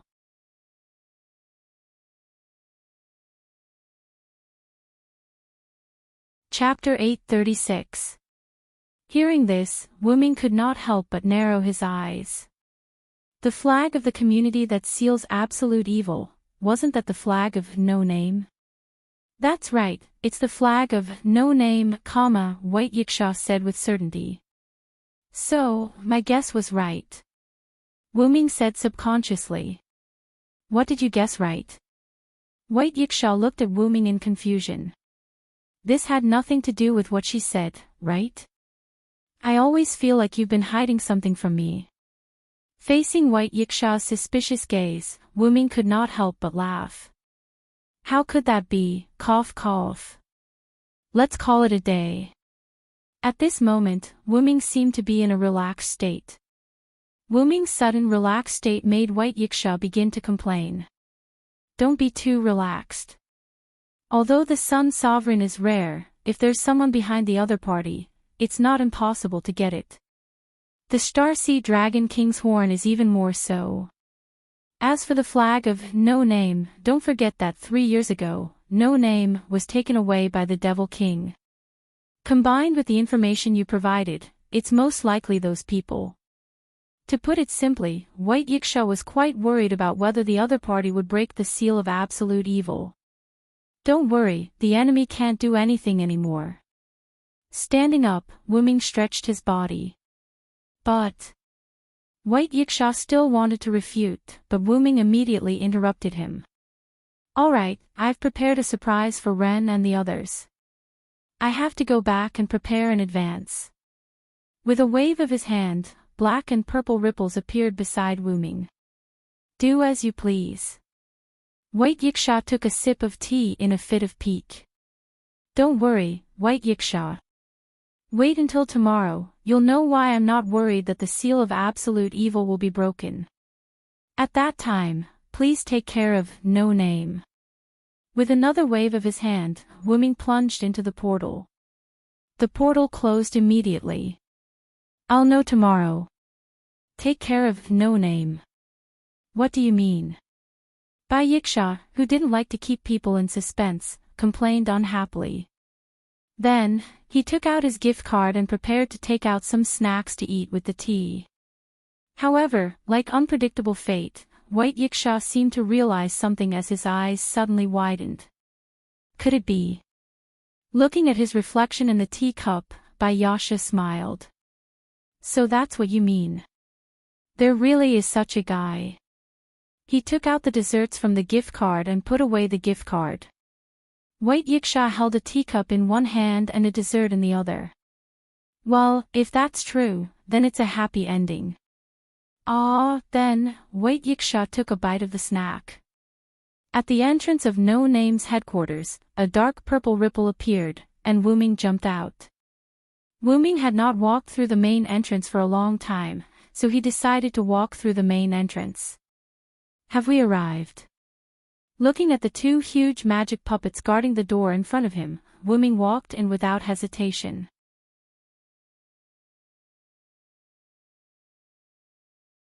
Pest, are you hurt? As the victim, Pest naturally needed to be concerned. How could I be hurt by a mere hammer? I was just a little annoyed that I was suddenly attacked, and it was my head. Although Pest was touched by Wuming's kindness, he was still very afraid of Wuming, and his voice was filled with weakness. Since you're not hurt, you can leave first. Wuming knew that Pest was not hurt, so he did not question his words. I know. Pest said in an aggrieved tone. Then, he left without stopping, as if he didn't want to stay any longer. Lily, you should leave too. Please take care of Vera for me. How could it be troublesome if I can help Servillo? Lily smiled in response to Wooming. It's almost lunchtime, so I'll leave first. See you later, Sir Villo, Vera. With that, Lily left too. In the end, only Wooming and Vera were left. Alright, Vera, why did I attack Pest with, a hammer? Wooming squatted down and looked at Vera. Because I was interested. It was a very short answer, but it left Wooming speechless. Was it only because you were interested in Pest? Vera even showed a surprised expression when she heard Wooming's question. It was as if she was saying, if it wasn't because I was interested, then what else could it be? All right. Wooming sighed helplessly. As expected, there was no lack of problem children in this world. Just then, Lily suddenly ran back. Sir Villo. Everyone is back. Wooming's eyes lit up. Finally back.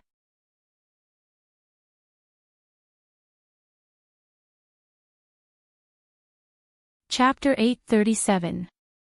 No Name's usual chat room cum meeting room.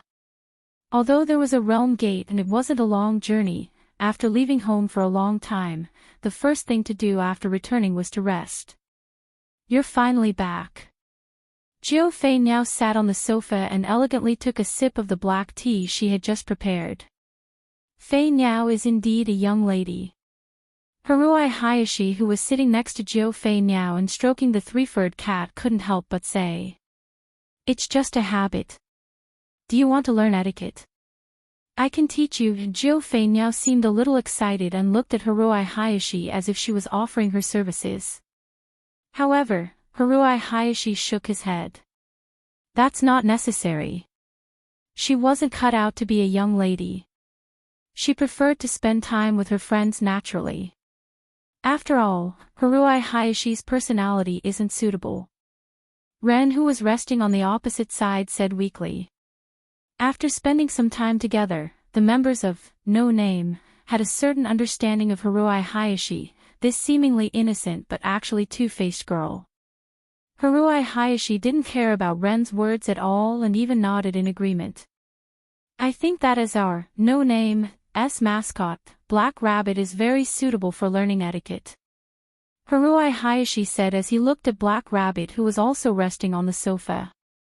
The Black Rabbit, who was resting with its eyes closed, jumped up when it heard someone talking about it.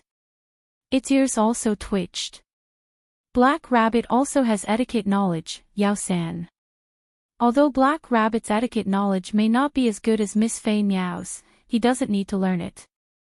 Black Rabbit had the title of a Hakata aristocrat. In addition, Black Rabbit had been a judge for a long time, so etiquette was necessary for Black Rabbit. You didn't deny the identity of a mascot, Black Rabbit. Haruai Hayashi covered his mouth and snickered. Yes, that's right. You didn't deny the identity of a mascot. Jiao Fei now didn't cover her mouth and snickered, but she also gave Black Rabbit a proud smile. Ren could only smile awkwardly. Teasing Black Rabbit had become a daily routine of No Name. And no way, Black Rabbit is not a mascot. Black Rabbit, who was once again teased by the two of them, blushed. You two problem children don't always think about teasing Black Rabbit. Just as Black Rabbit was about to get angry, 16 Knights, who was standing by the window, suddenly spoke. It's so noisy. Black Rabbit, everyone just came back. Can't you be quieter? 16th Knight's solemn words entered Black Rabbit's ears, which made Black Rabbit lower its head in shame. I'm sorry, of course, her face was still completely red, but this time, it was out of guilt. The others didn't say anything either, as if they were affected by 16th Knight's suppressed tone. However, at this moment, 16 Knights suddenly turned around. Speaking of which, didn't that Villo guy come back? Why can't I see him? 16 Knights didn't seem to be suppressing his emotions at all as he looked at everyone excitedly. The Black Rabbit was stunned. Who was the one who said to be quieter? It was as if Black Rabbit was hallucinating when he said that. After being separated for such a long time, I really miss him. No matter what, we should have a good fight. Ha ha ha. 16th Night laughed, but his laughter sounded like mockery to Black Rabbit's ears. Could it be? Ren suddenly realized that 16th Night was playing with Black Rabbit again. However, Jiu Fei Niao and Haruhi Masaaki looked like they had already guessed it. Sure enough, Mr. 16th Night is the biggest problem child. Black Rabbit was once again driven mad by his antics. Gotcha! At this moment, the sound of the door being pushed open attracted everyone's attention. You're still so energetic, everyone. The voice was heard before the person was seen. Then, a familiar face with black hair and red eyes appeared. Mr. Villo. Black Rabbit shouted excitedly. Mr. Villo, long time no see. Ren stood up and politely greeted Wu Ming. Long time no see, Villo. Jiu Fei Niao gracefully greeted. Haruhi Masaaki, who was not good with words, only nodded at Wu Ming, but the smile on his face was particularly conspicuous. Wu Ming did not reply to them one by one. He just looked at them one by one and spoke to everyone. Everyone, long time no see. Then, Wu Ming had a smile on his face.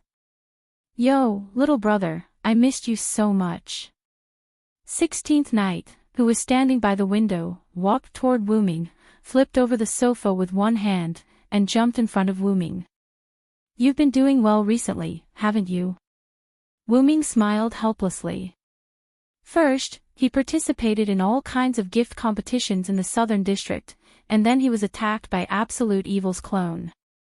16th Night must have had a good time punching him. Thanks to you, ha ha ha. At the same time, Wu Ming and 16th Night reached out a fist each and gently touched each other. Then, Wu Ming looked at everyone. Although I know you're probably tired, I've prepared a surprise for you. Do you want to take a look? Surprise. Ren, Black Rabbit, Jiu Fei Niao, and Haruhi Masaaki were stunned. Don't keep us in suspense, hurry up and take it out. 16th Night put one hand on her waist and waved the other hand in the air. Jiu Fei Niao and Haruhi Masaaki also nodded. Since it was a surprise, he had to take it out directly. That was the understanding of surprise by problem children. However, Wu Ming began to keep them in suspense again. There's no rush when everyone is here. However, when he said that, everyone was basically here. For example, now. Knock knock. The door that Wu Ming had not closed was politely knocked twice. Then, Lily's voice came from behind Wu Ming. Villo, Sama, I've brought Letitia-sama and Miss Pester here. Wu Ming smiled slightly. Please take a seat, everyone. In the conference room next door, for the first time in 3 years, there were a lot of people gathered. Near the wall, there was a very dignified rectangular table surrounded by the main members of No Name. Actually, this room was the real conference room. The previous room was just a chat room for the members of No Name to rest in. Sometimes, they were too lazy to change places, so it was used as a conference room. At the front was the leader of No Name, Ren Russell. On Ren's left and right sat Wu Ming and 16th Night. However, this was slightly beyond Ren's tolerance limit. Let's forget about it. Ren's forehead was sweating due to nervousness. You're the leader, Ren. Wu Ming sighed. It's natural for the leader to sit at the top. 16th Night smiled. Our No Name is going to rise in the future. You have to work hard to master the calmness of a leader. Wu Ming said while knocking on the table. Besides, we're all on the same side. What's there to be nervous about? Just be normal. However, Ren just smiled awkwardly. It's because we're all on the same side that I'm nervous. Everyone believes in you, little guy. 16th Knight held his chin with one hand and pointed at the other, no-name members. Ren looked at 16th Knight, then looked at the other members who were looking at him with encouraging eyes. He took a deep breath and nodded. Yes, I understand. Sitting at the top, Ren straightened his back and looked serious. I hereby announce that the official, no-name meeting begins now.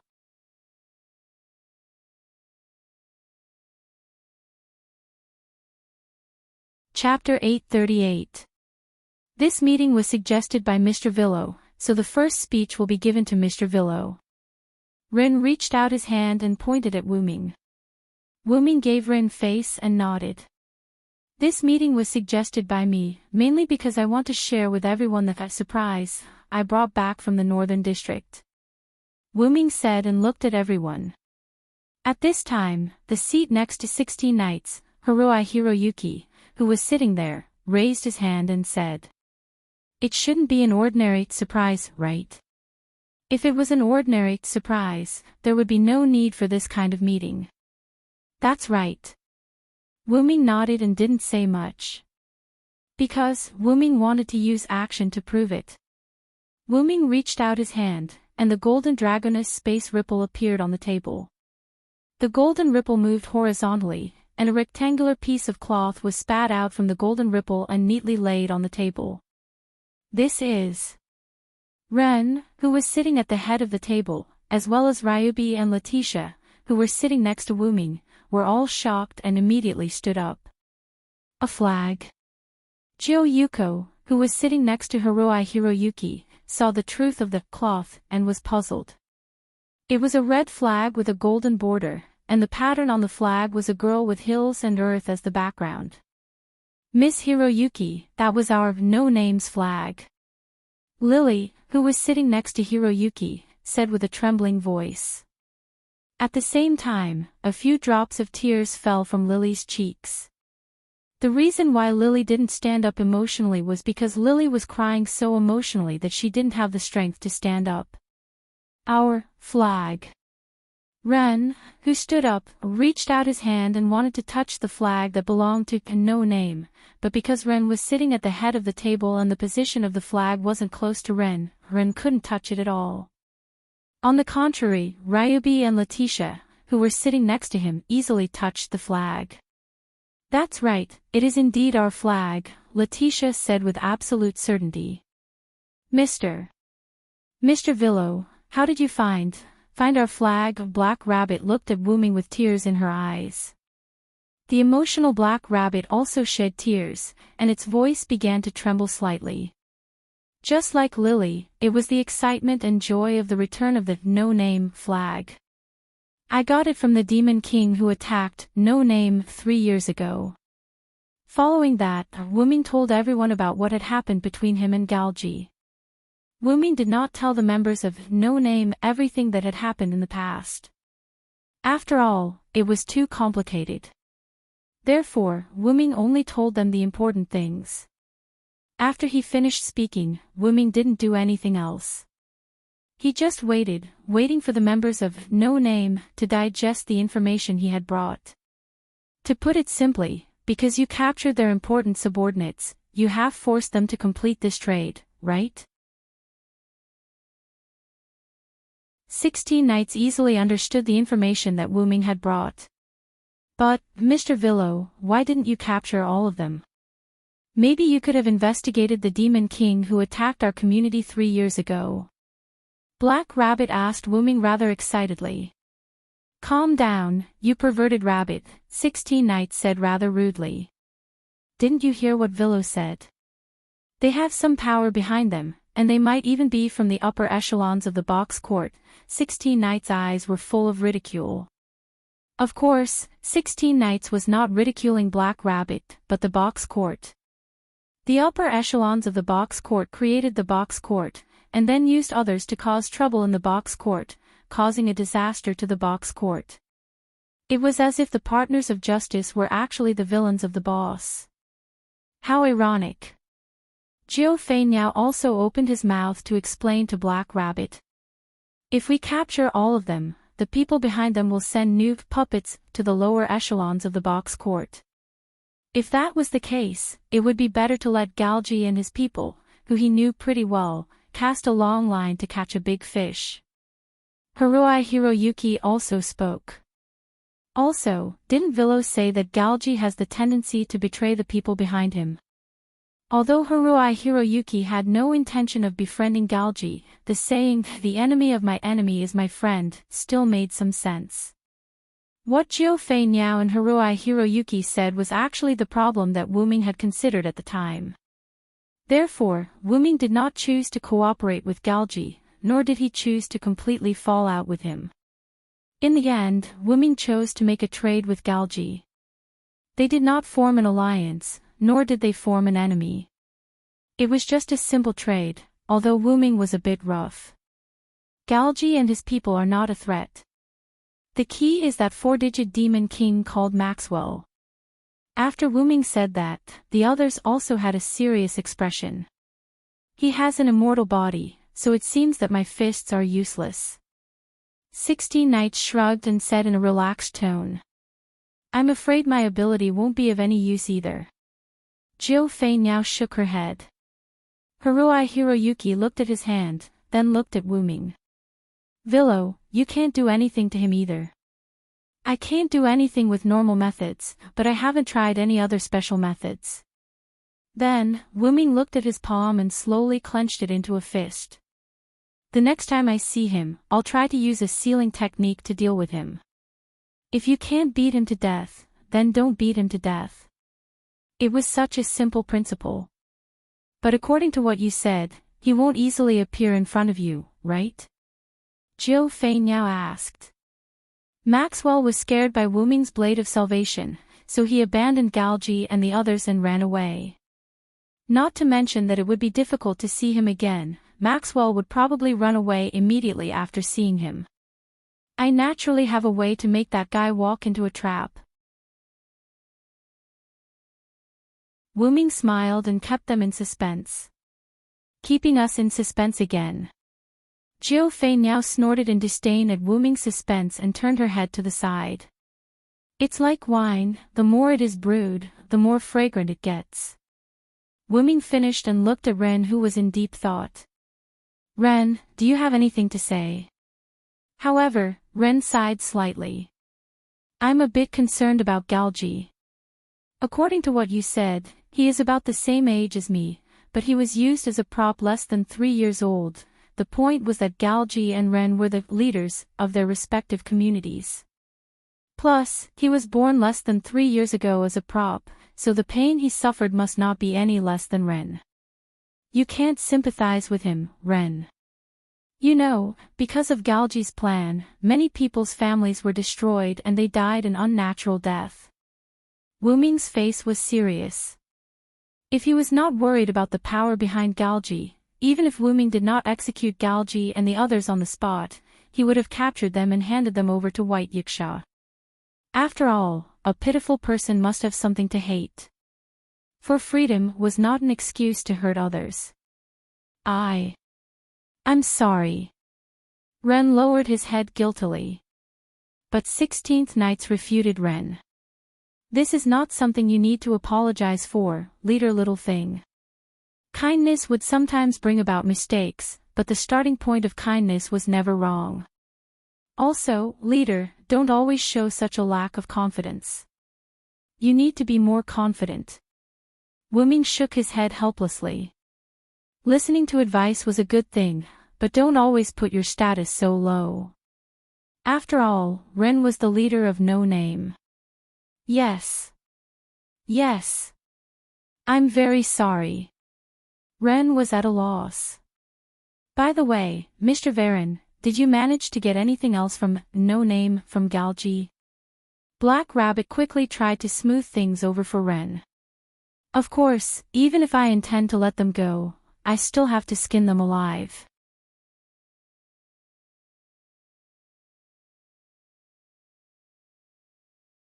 Chapter 839.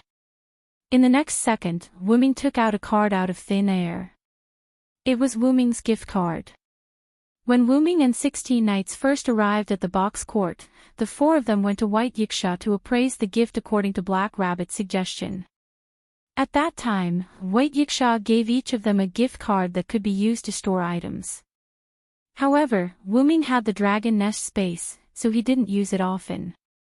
But, if it's this, I'm afraid my dragon nest space isn't suitable for storing it. As Wu Ming spoke, the gift card in his hand flashed. That was the sign that the item stored in the gift card was taken out. A dragon-like object and a ball of light filled with the aura of the sun appeared in front of everyone. This is a divinity and the sun. Pest, who had been sitting beside Letitia, was shocked and couldn't help but shout. Pest had been bestowed with the prestige divinity, so she was naturally familiar with it. As the incarnation of the Black Death who was closely related to the sun, Pest was also familiar with the power of the sun. Furthermore, Pest looked at the divine spark and the sun's sovereignty with a thirsty gaze. If she could obtain the rights to these 2 blessings in this loot-sharing convention, she believed, her strength would definitely undergo a qualitative change. Now, because of Wu Ming, she had reached 4 digits. If she added the divinity and sovereignty of the sun, even if she couldn't reach 3 digits, she would reach the peak of 4 digits. However, Pest could only think about it because, the aura of this divinity seems like. 16 knights couldn't help but look at the silent Letitia. Mr. Villo, could this be? Black Rabbit had more or less guessed it. That's right. This is Letitia's divinity and sovereignty of the sun of Ophiuchus constellation, Wu Ming said with certainty. Pest, who heard Wu Ming's words, had a look of regret. Since it was a gift from Letitia in the past, then it definitely had nothing to do with her. Letitia's divinity. Jiu Yuan Flying Bird was stunned. Sovereignty of the sun of Ophiuchus constellation? Hiroi Hiroyuki stopped stroking his cat. As expected, these are all gifts from Senior Letitia. The Black Rabbit was overjoyed. As if reflecting Black Rabbit's words, the divinity and sun sovereignty slowly floated in front of Letitia. I didn't expect Galji to have Letitia's gift. Ren was quite excited. He was happy from the bottom of his heart that Letitia's things could come back. Divinity and sun sovereignty were not small items. One could transform a creature's body into the highest grade of a species, while the other was even rarer. There were only 25 sun sovereignty in total, not to mention that this sun sovereignty in Ophiuchus constellation was created for Letitia. More importantly, if the things that originally belonged to Letitia returned to her, Letitia's strength would definitely improve further. In this way, not only was No Name 1 step closer to its former peak, but Letitia had also completely recovered. Like a broken jigsaw puzzle, No Name would be pieced back together bit by bit.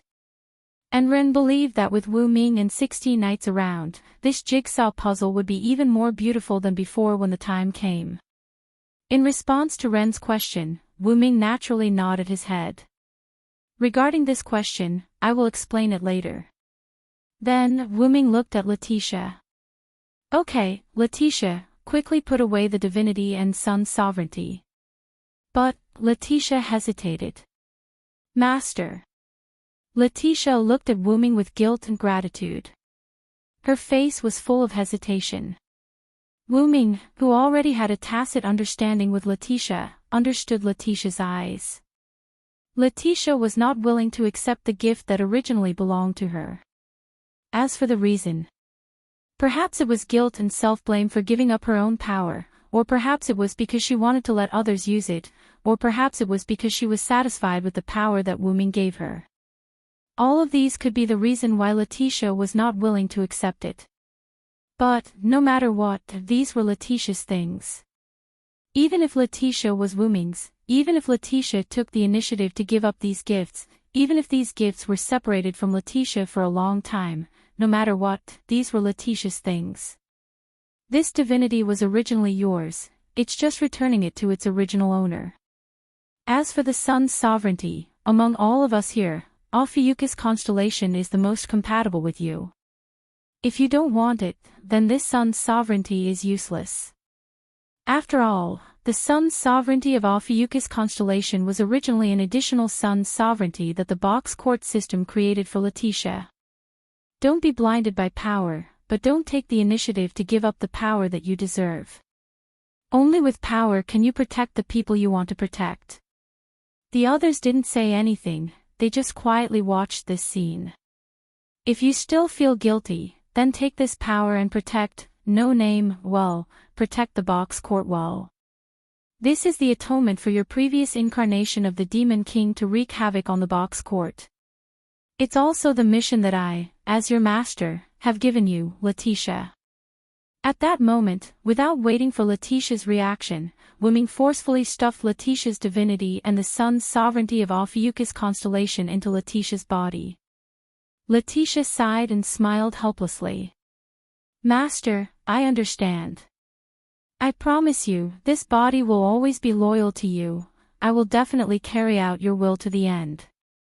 At that moment, Letitia's aura also suddenly changed. An invisible pressure spread out in all directions. Everyone present noticed Letitia's change, even Lily was no exception.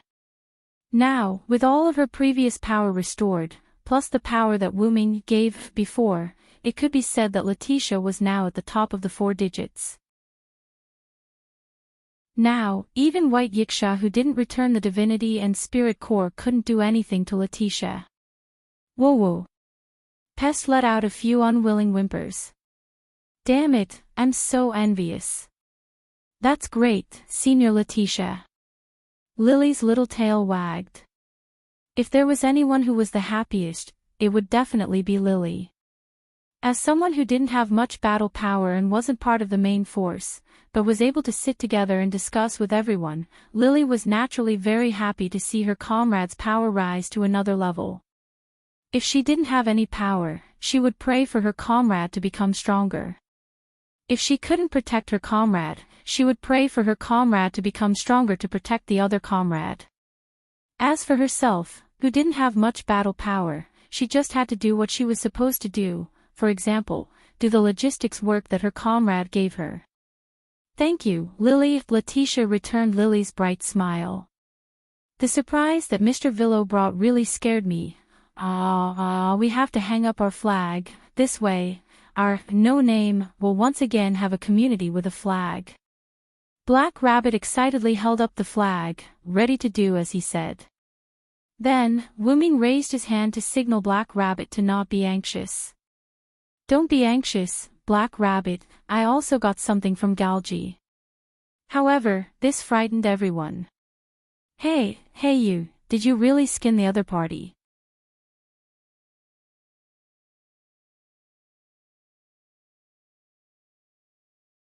Chapter 840. 16th Knights ridiculed in an exaggerated tone. In fact, whether it was 16th Knights or the others, they were already surprised that Wuming was able to find the no-name flag. And Wuming finding Letitia's divine spark and sun sovereignty was also out of everyone's expectations. Not to mention the divine spark, there were only 25 sun sovereignty. Not to mention the number of people in Box Court, just the number of communities in Box Court was as many as the stars in the sky and the gravel on the ground. It was reasonable to say that Wuming was able to obtain the no-name flag, Letitia's divine spark and Ophiuchus' sun sovereignty from Galgi, but they didn't expect that Wuming would actually ask Galgi to hand over other things. To be honest, everyone began to guess who was the person that Wuming had captured to be able to make Galgi suffer such a big loss. Seeing everyone's doubts, Wuming began to explain. My original request was to return the no-name item, but Galgi wasn't the mastermind behind the scenes, he was just a puppet, so I didn't expect to exchange it for many things. Wuming was hoping to get some other good things from Galgi, but he didn't expect Galgi and the others to carry so many gifts that belonged to no-name. The no-name flag was taken out from her gift card when Wuming woke Ling up, and Letitia's divine spark and Ophiuchus' sun sovereignty were taken out by Galgi. By the way, the gifts of Box Court could only be obtained through transactions, transfers, or gift competitions. They couldn't be stolen. The community flag was this type of gift. The Demon King used his authority to attack the No Name 3 years ago. The Demon King won, and the flag became the Demon King's possession. After that, the flag was transferred to Galgi, and Galgi transferred it to Wuming through a transaction witnessed by Bok's court. If Wuming tried to steal it, the No Name flag might be invalidated by Bok's court system. However, Bok's Ting system dispelled Wuming's thoughts of taking advantage of others. It was rather regretful.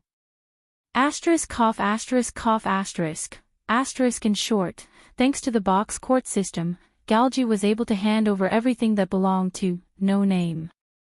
The flag of No Name, Letitia's divinity, the sovereignty of the sun of the Ophiuchus constellation, and the last one, the sovereignty of the Leo sun. After Wuming finished speaking, the gift card that he had yet to put away suddenly burst out with a ray of light, and the aura of the sun that was no weaker than that of Ophiuchus constellation rushed over.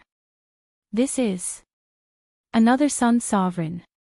Pester was shocked once again. There were only 25 sun sovereigns, and Wuming had taken out 2 of them in just a short while.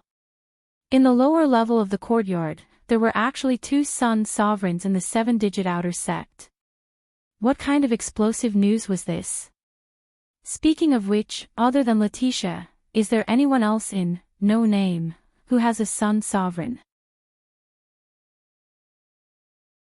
It wasn't that Wuming was curious, but it was mainly because there were too few sun sovereigns. White Yiksha and her old enemy together held 20 sun sovereigns. Excluding the additional Ophiuchus constellation, there were only 4 sun sovereigns that were wandering outside. Even if No Name was once the largest community in the East District, with only 4 people, it was still extremely difficult to collect sun sovereigns. Therefore, when Wuming knew that the sun sovereign of the Leo constellation was once bestowed by No Name, he was indeed shocked. This once again proved that No Name was indeed the largest community in the East District. That was the sun sovereign that the Sun Lion once held. Black Rabbit began to explain. Because it was a divine beast that pulled the chariot of the sun god, it coincidentally obtained the sun sovereign of the Leo constellation. However, 3 years ago, it and its other companions were captured by the Demon King that attacked No Name. Black Rabbit's expression was a little sad, as if it was recalling what happened 3 years ago. However, Galgi holding the sun sovereign of the Leo constellation proved that Galgi and the others had an undeniable relationship with the Demon King that attacked No Name. Even the sun sovereign has returned to our hands. No Name's former companions will be found in the future. Seeing the depressed Black Rabbit, Wuming opened his mouth to comfort him. Yes, I understand, Mr. Villo. Black Rabbit shook his head and once again revealed a smile. He couldn't always be depressed, he had to be motivated. Speaking of which, who should I give the sun sovereign of the Leo constellation to? Wuming was distressed. At this time, Pest was eager to give it a try. However, Pest didn't even have time to speak. Since Master brought it back, then it's appropriate to give it to Master to use. Letitia suggested. Anyway, I don't need it. 16th Knight shrugged his shoulders. He, 16th Knights, wasn't going to take advantage of it. I don't need it either. I have Dean. Miss Jiu Fei Niao was the same. She didn't want the favor of charity. If there was a need, she would fight for it herself, just like when she obtained Dean. Haruai Biao also shook his head. I just want to make friends. As for me, Mr. Villo already lent me Argel. Ren was slightly embarrassed when he said this. When Ren first heard that Wuming wanted to give him Argel, he was scared silly. That was a star spirit, wouldn't it be making a mountain out of a molehill if he gave it to him? However, in the end, under Wuming's tough attitude, Ren had no choice but to borrow it from Wuming. Wuming wasn't going to take it back anyway. Naturally, I don't need it either. Letitia also shook her head. Not to mention that she already had the sun sovereign of the Ophiuchus constellation, she had already gained enough from this loot-sharing conference. Naturally, she didn't need it. Black Rabbit doesn't need it either. Black Rabbit shook his head and his rabbit ears swayed along with it. Black Rabbit was mainly the judge of the gift competition.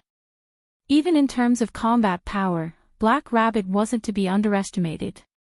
He was given 4 godhood equipment by Sakura when he was young and was worshipped by the rabbits as the son of God. Black Rabbit was actually very strong. Lily doesn't need it either. After all, Lily is a support staff. Lily laughed mischievously. I don't need it either. Wuming shrugged his shoulders helplessly. He had the sun incarnation and didn't need the power of the sun. As for the sun sovereign's ability to summon star beasts, it was just a summon. With the dependent incarnation, it was equivalent to a summon. Therefore, Wuming didn't need the sun sovereign. However, Pest was roaring in his heart. If you don't need it, you can give it to me. Finally, Mr. Pest made a rare speech. Cough cough. According to the sun sovereign of the Leo constellation's ability, as well as everyone's ability, we can just make a reasonable plan. No matter what, he had to fight for it. Wuming looked at Pest meaningfully. Pest was almost scared to death. In the end, Wuming nodded. What Pest said makes sense. Immediately after, Wuming looked at Black Rabbit. Black Rabbit, does the sun sovereign of the Leo constellation have any other abilities? If the sun sovereign was only able to summon star beasts, it would be too cheap.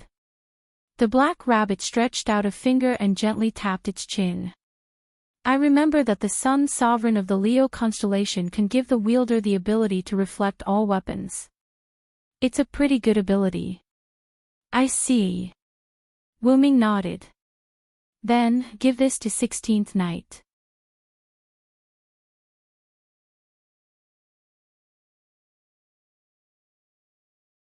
Chapter 841.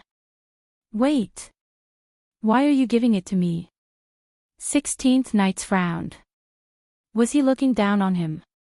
16th Nights, you're the only one who fights with your bare hands. You're the most suitable person to receive the gift of reflecting weapons. Wuming explained. Among the people present, if they didn't have long-range attacks, they had weapons and items. Only 16 Knights relied on his code unknown blessing to fight with his fists. Then I don't want it. 16th Knights put his hands behind his head and looked like he was saying, what can you do if I don't want it? Everyone smiled helplessly. He was indeed a problematic child. Wuming shook his head helplessly. Then, I'll have the sovereignty of the sun for now. Does anyone have any objections? 16th Knights immediately waved his hand. No objections, no objections. Everyone else nodded. Only Pest, who was angry but didn't dare to say anything, was looking forward to it. But when he saw Wuming's face, Pest was afraid and didn't dare to say anything.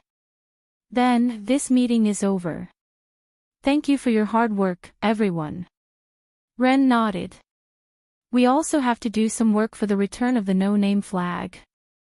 After all, the return of the no-name flag was a huge change for the no-name and the outside world. And the one who prepared for this change was naturally the leader of the community, Ren. Young Master Ren, I'll help later. Black Rabbit volunteered. She basically had nothing to do anyway. I'll help too. Lily also raised her little hand. Thank you for your hard work. Do your best. Jiu Fei now smiled. Do your best. Haruai Hiroyuki nodded expressionlessly. If you're free, why don't you come and help everyone? You two problematic children. Black Rabbit showed an angry and helpless expression. But the two pretended not to hear. Black Rabbit was used to it and didn't bother with the two anymore. Then, Black Rabbit turned her gaze to the more reliable Wuming. But, I said, let's duel, 16th Knights. Wu-Ming suddenly looked at 16th Knights. Oh. 16th Knight's eyes suddenly lit up. Hey. Everyone was shocked. Wait a minute. Why do you want to duel all of a sudden? Black Rabbit looked at Wu-Ming at a loss. This didn't happen all of a sudden, Black Rabbit.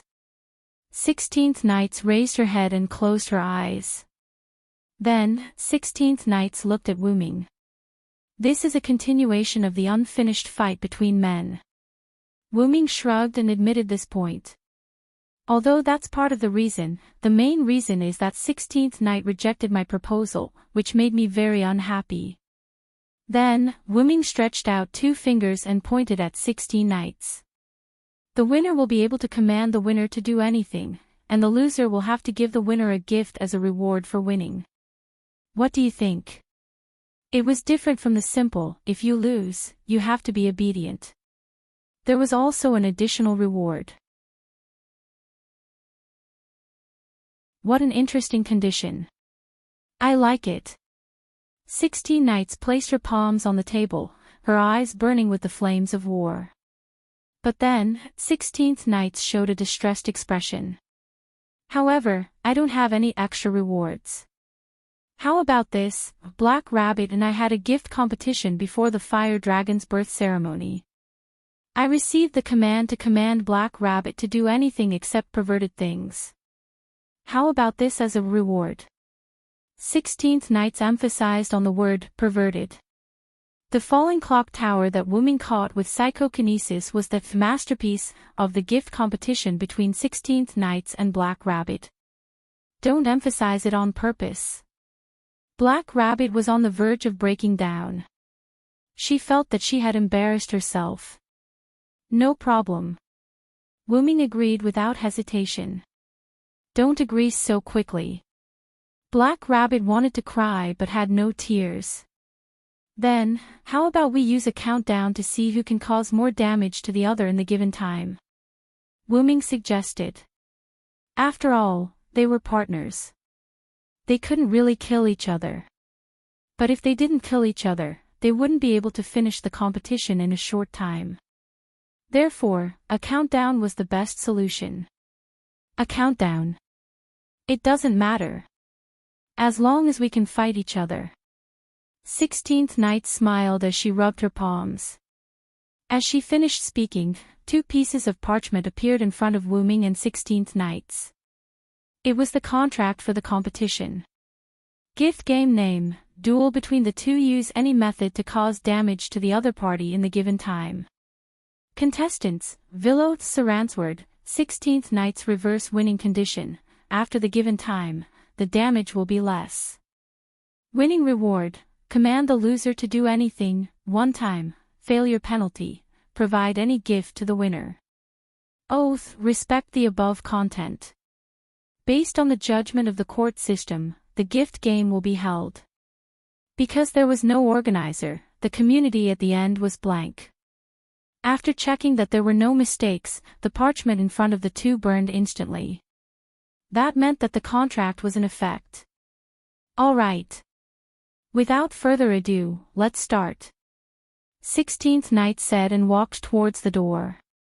They couldn't fight in the house, right?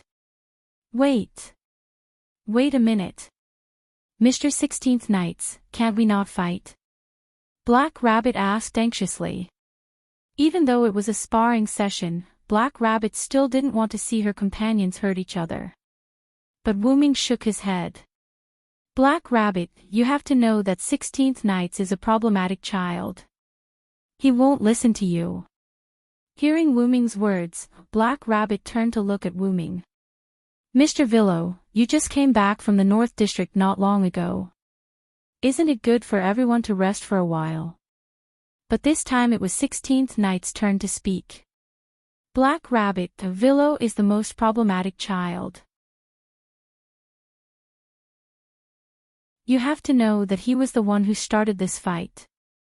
I just agreed to it. With a presumptuous smile, 16th Knight pushed open the door and walked out without saying anything. Black Rabbit still wanted to say something to 16th Knights, but 16th Knights left the room and closed the door. Wait. Black Rabbit helplessly reached out a hand to the empty door. Sighing, Black Rabbit looked at Wu Ming again. Really, Mr. Villo, you also said. But Black Rabbit's voice stopped abruptly. Because Black Rabbit realized that Wu Ming also disappeared. Master just left using the portal, Black Rabbit, Letitia kindly explained to Black Rabbit. Wu Ming left using the portal when Black Rabbit turned to look at 16th Knights. I'll go check on the two of them. Haruai Toshi said and left with San Mao in his arms. I'm interested in a fight between two freaks. Jiu Yuanfei nodded elegantly at the crowd and left with Haruai Toshi. Then, excuse me. After saying that, Letitia stood up and left. It seemed that she was also going to watch. Only Pesht, who didn't have much presence, and Ren and Lily who had some conscience were still there. Black Rabbit who was exhausted completely gave up. Black Rabbit sat in her seat, leaned on the table, and yelled as if she had given up. Ah! Really, Black Rabbit doesn't want to care about these problematic adults anymore. Ren and Lily could only smile helplessly. Only Pester remained sulking in his place, jabbing his finger. Sun sovereignty. I need it too.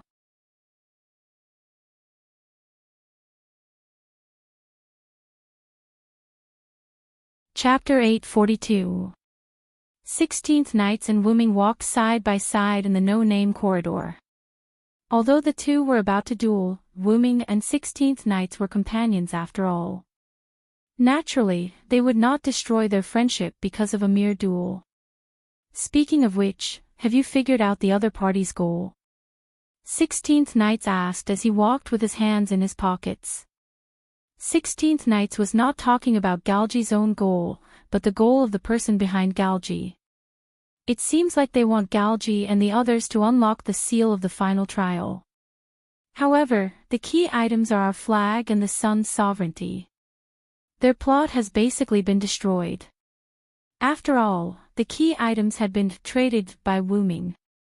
Because the other party's plan had been destroyed, Wu Ming did not go into detail in the meeting just now. Putting aside the sovereignty of the sun, the flag of No Name was unique. After the flag returned to No Name, stealing the flag would no longer work. The only way to obtain it again was through transfer, trade, or a gift competition. However, the first two were impossible. If it was a gift competition, only the Demon King would force others to participate in the gift competition with the flag. And with Wu Ming and the other main forces, there was no need to be afraid. Or rather, if a Demon King were to attack now, it would be exactly what No Name wanted. After all, the slogan of defeating the Demon King had already been spread. They had to defeat more Demon Kings. However, it was not that easy to encounter a Demon King. If a Demon King came knocking on their door, they would be very grateful. Did you not get any information about the person behind Galji from him? 16th Knights continued to ask. It was normal for 16th Knights to pay attention to information. After all, 16th Knights was a smart person. If 16th Knights was still a no-name during this time, Wu Ming would not have looked for White Yiksha first, but 16th Knights. If there is, I already said it. Let's not talk about the other party being very careful and not leaving any clues. Wu Ming denied 16th Knights. After all, most of the information came from Wu Ming and the others after a series of verifications. Galji and the others did not tell Wu Ming any information. Also, Galji refused to reveal any information. Wu Ming felt that Galji just didn't know. After all, he was just a prop that had been monitored for less than 3 years. Although Wu Ming had thought of trading for some other information, such as Maxwell's, before Wu Ming could ask, Galji directly refused to provide any information to Wu Ming. According to Galji, the two parties were only doing a simple barter transaction. Actually, it could also be considered as Wu Ming's bargaining chip, not being heavy enough. Ling and Aurora exchanged for the no-name flag, Letitia's divinity, the sovereignty of the Ophiuchus constellation, and the sovereignty of the Leo constellation Sunday. Regardless of the quantity, just based on the value, Wu Ming had already gained a huge advantage. Galji, on the other hand, probably wanted to regain some face and indirectly refused to provide Wu Ming with the information. Don't you just want a simple transaction? Then let's just make a simple deal. One hand for the money, and the other for the goods. No money. Then I don't have any goods here either. Thank you for your patronage. Wu Ming was quite dissatisfied with this, but thinking that he could get the no-name flag back this time, Galji's little tricks were nothing. What Wu Ming didn't know was that every gift that Galji gave Wu Ming was something that he had previously planned or had practical abilities. But just because he saw Wu Ming, he was forced to give all these gifts to Wu Ming. It could be said that Wu Ming had skinned a layer of his skin. If Wu Ming knew the bitterness in Galji's heart, he would only think that Galji reaped what he sowed. After all, a layer of skin could be considered Wu Ming giving Galji a small punishment for attacking the box and attacking no name. In short, it's all over. 16 Knights took the opportunity to take it. What we need to pay attention to now is fighting. Fighting. Seems like you've been waiting for this for a long time. Wu Ming couldn't help but smile. This time, 16th Knights was probably going to vent all the dissatisfaction that he had been holding in since the last fight. Then, Wu Ming suggested. Let's fight in my fixed barrier. You can do whatever you want there. The Colosseum from last time. 16 Knights was naturally talking about the 6th floor of Nazalic where the two-headed dragon army was trapped at the fire dragon birth ceremony. Let's not go there this time. Let's go somewhere else. Wu Ming said. Golden ripples appeared around him, and the twisted golden staff with the 7-headed dragon coiled around it automatically floated out. Grabbing it, Wu Ming tapped the ground with the tip of the staff. Wave-like ripples spread out and surrounded Wu Ming and 16 Knights. The next second, the two disappeared. Just as they turned the corner, Komodo Asuka and Hiroi Biao looked at each other in confusion. I clearly saw the two of them walk over. Could it be that they discovered us? Master and 16 Knights went into Master's fixed barrier, Letitia explained as she walked out from behind them. As Wu Ming's dependent, Letitia could sense Wu Ming's location. That Colosseum. Komodo Asuka naturally remembered how Wu Ming brought them to another space during the fire dragon birth ceremony. Letitia, can't you bring us in? Hiroi Biao asked as if he was asking for help. However, Letitia shook her head. Unfortunately, that's an ability brought by Master's grace. I can't interfere. So, we can only wait until the two of them finish fighting. Komodo Asuka sighed helplessly. Staff of Ains Wu Ming, the 8th floor of the fixed barrier. In the endless wilderness, Wu Ming and 16 Knights faced each other with a distance of more than 10 meters. This place is quite spacious. 16 Knights was quite satisfied. There were no plants, animals, and even the ground was dead. They could do whatever they wanted. This is the fixed barrier of the Staff of Ains Wu Ming. Some are suitable for fighting, while some are suitable for resting. Wu Ming said as he put the Staff of Ains Wu Ming into the golden ripple that opened up again. Then, Wu Ming snapped his fingers and activated the advanced tool creation ability. A huge hourglass suddenly appeared in the sky. Use this as a timer. Wu Ming looked at 16 Knights. However, 16 Knights didn't care. It doesn't matter. Let's start. 16 Knights showed a very happy smile to Wu Ming. Then, with one hand raised, Wu Ming and 16 Knights looked at each other. Neither of them spoke nor did they move. Let's start. As soon as he said that, Wu Ming snapped his fingers and the hourglass began to operate. Bang dash, the sound of the ground being crushed was heard. 16 Knight's speed was comparable to the speed of Universe 3 as she instantly burst toward Wu Ming's position. The battle was about to start.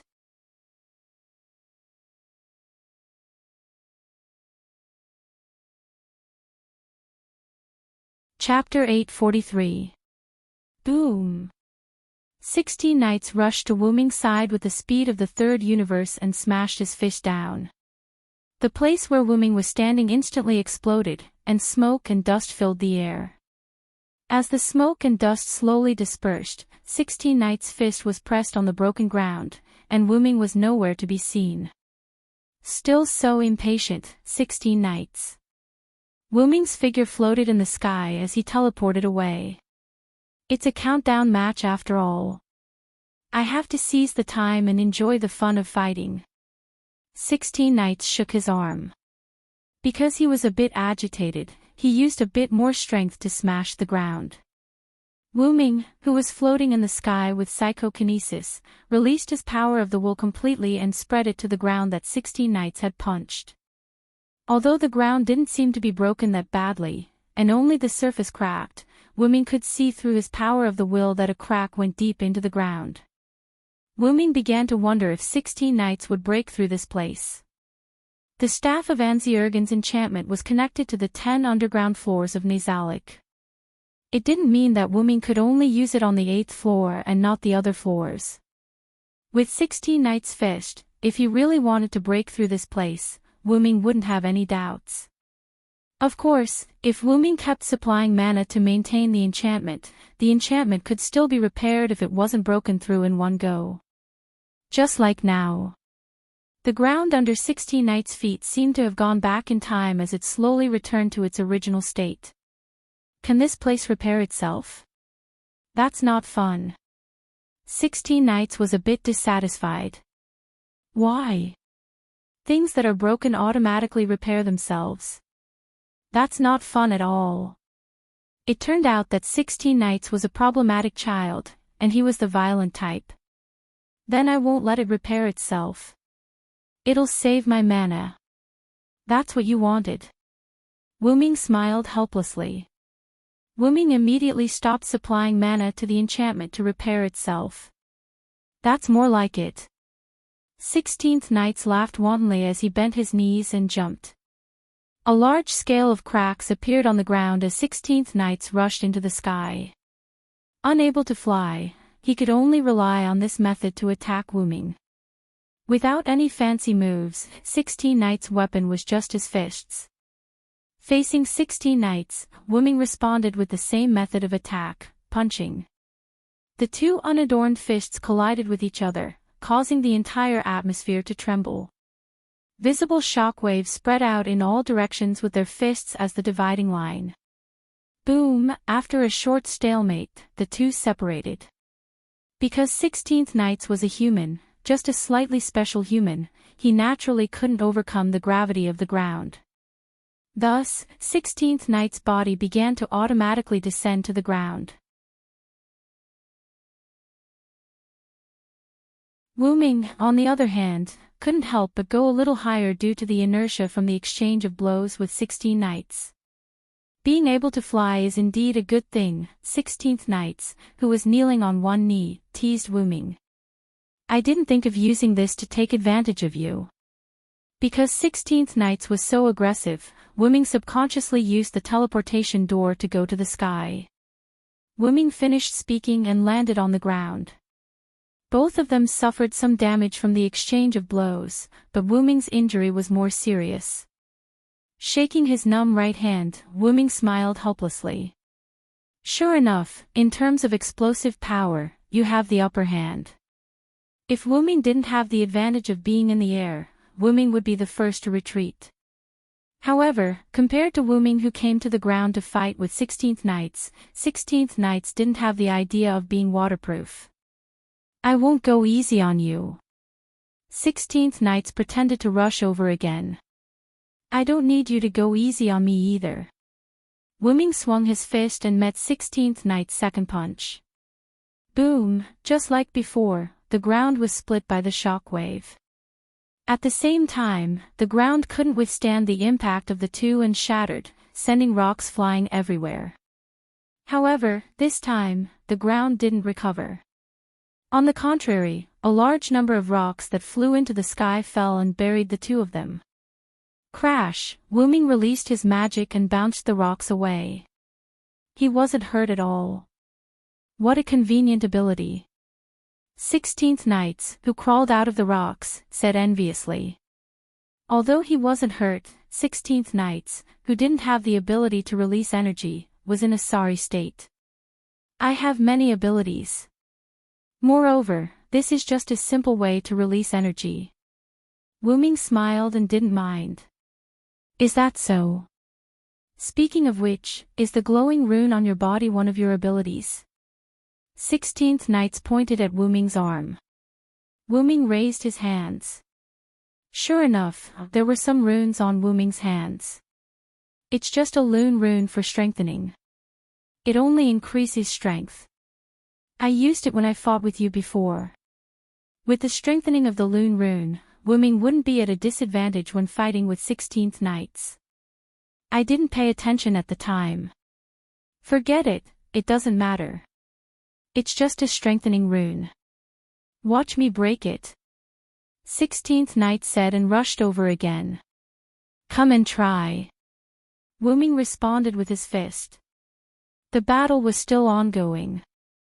Just as Wuming said before that he wouldn't take advantage of 16th Knights, Wuming didn't use any fancy abilities. He just fought with 16th Knights using his fists. Although their attacks were blocked by each other's fists, it was still a response to 16th Knight's request.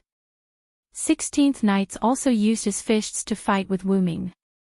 Or rather, he simply didn't have any other abilities. However, 16th Knights didn't need any other abilities. His body was the best weapon. Reality proved that it was just as 16 Knights had said. He would break these runes for Wuming. Breaking the lune rune wasn't a joke. However, every time Wuming's lune rune was broken, Wuming would immediately use telekinesis to inscribe a new lune rune on his body. Gradually, the entire 8th layer of the wilderness was affected by the battle between the two. Basically, there wasn't a single place that was intact. There were craters left behind by fists and legs everywhere. The better places were full of spiderweb-like cracks, and the worse places were completely shattered into pieces. As for the deeper underground, there was no need to guess. It was probably also fragmented.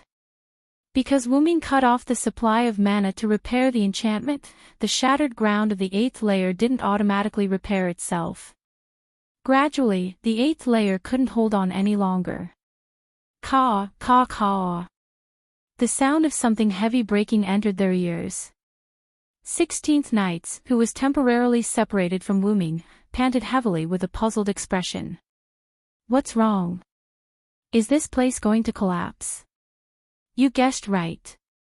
Wuming, who was also panting heavily, responded with a smile. After Wuming said that, the entire 8th layer collapsed.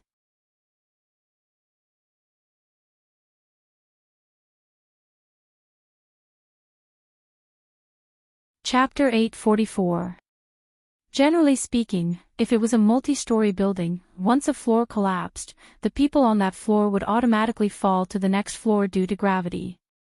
However, Nazalik's underground tomb was a magical underground building transformed from the game into reality. Therefore, it couldn't be defined by common sense. As mentioned before, it wasn't just the 8th floor that didn't mean the other floors of Nazalik didn't exist anymore. It must be known that once the staff of Anziurgen's inherent enchantment was activated, it would directly open the 10 underground floors of Nazalik. If only one floor was used, the other floors would be idle and wouldn't disappear or exist. When one floor was destroyed, there were two possibilities for the people in the inherent enchantment. One was to be transferred out of the inherent enchantment, and the other was to be transferred to the other floors. By the way, Wuming could control which floor they were transferred to. After the 8th floor collapsed, it completely turned into magic and dissipated. The 8th floor was equivalent to being empty. After all, the 8th floor needed time to repair itself after being destroyed. Of course, if Wuming transferred a large amount of magic, the self-repair time would be greatly reduced. Of course, the easiest way was to reactivate Nazolic's inherent enchantment after it was closed. After leaving the 8th floor, Wuming and 16 knights didn't return to No Name. Instead, they went to the other floors of Nazolic. 9th floor, a lounge in the royal suite. Wuming and 16 knights' figures automatically appeared. The two sat face to face on a sofa with a coffee table. Great. Great. Ha ha ha. I haven't been this happy in a long time. 16 knights sat on the sofa and shouted happily. 16 knights had been bored in her original world for 16 years. Moreover, the bet between 16 knights and Wuming had been delayed for a long time. With the two added together, 16 knights' mood was very good at the moment. I'm finally done with you. You don't use your brain at all when you fight. As the person involved in the fight with 16 knights, Wuming felt it deeply. Aren't you the same? 16th Knights laughed happily as she looked at Wuming. Indeed, Wuming had almost released the bestial nature engraved deep within him. After all, Wuming wasn't human. It couldn't be helped that he didn't dare. Fighting each other with fists without weapons was the best way to arouse blood. Fortunately, Wuming managed to control himself. Otherwise, the match would have been over. Oh. I didn't expect you to have such a good place. 16 Knights, who was done laughing, began to pay attention to her surroundings. Although Wuming didn't know why 16th Knights had such knowledge, Wuming could tell that 16th Knights was shocked by the excellence of the VIP suites on the 9th floor. After all, this was a place for players to escape from reality. Naturally, they would make it more comfortable. I kind of inherited it. This is all designed by the predecessors. Leaning on the sofa, Wuming snapped his fingers. 2 glasses of wine appeared in front of Wuming and 16th Knights. This is a place to rest. Water and wine are provided for free. Wuming explained. Of course, there was only water and wine.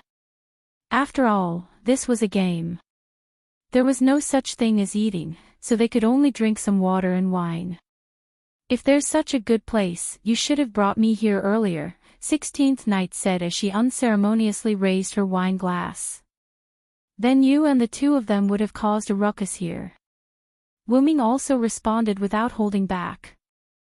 The two of them naturally referred to Jyoyu Asuka and Kasuga Hibiya, the 2 problem children. Ha ha ha, how could that be? You have to believe me. We are companions. 16th Knights waved her hand jokingly. Speaking of which, I was tricked by you in the end. The last thing 16th Knights was referring to was the fight just now.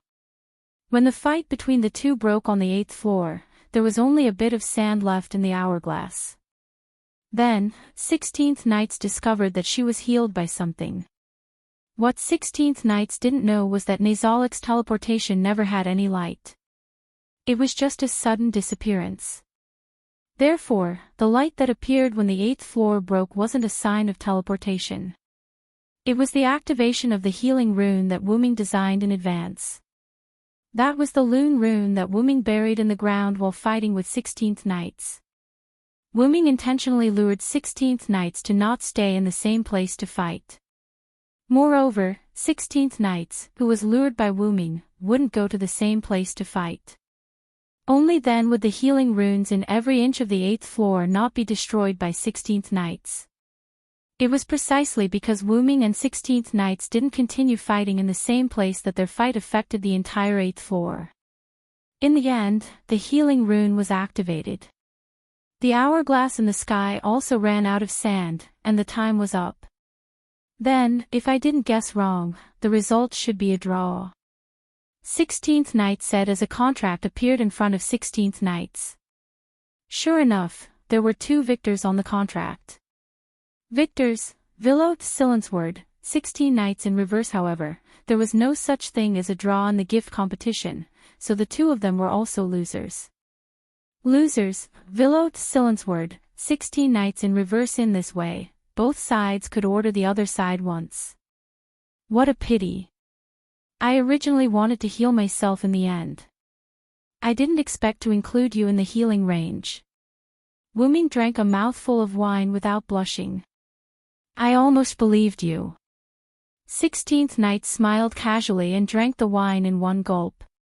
The victory condition on the contract was like this.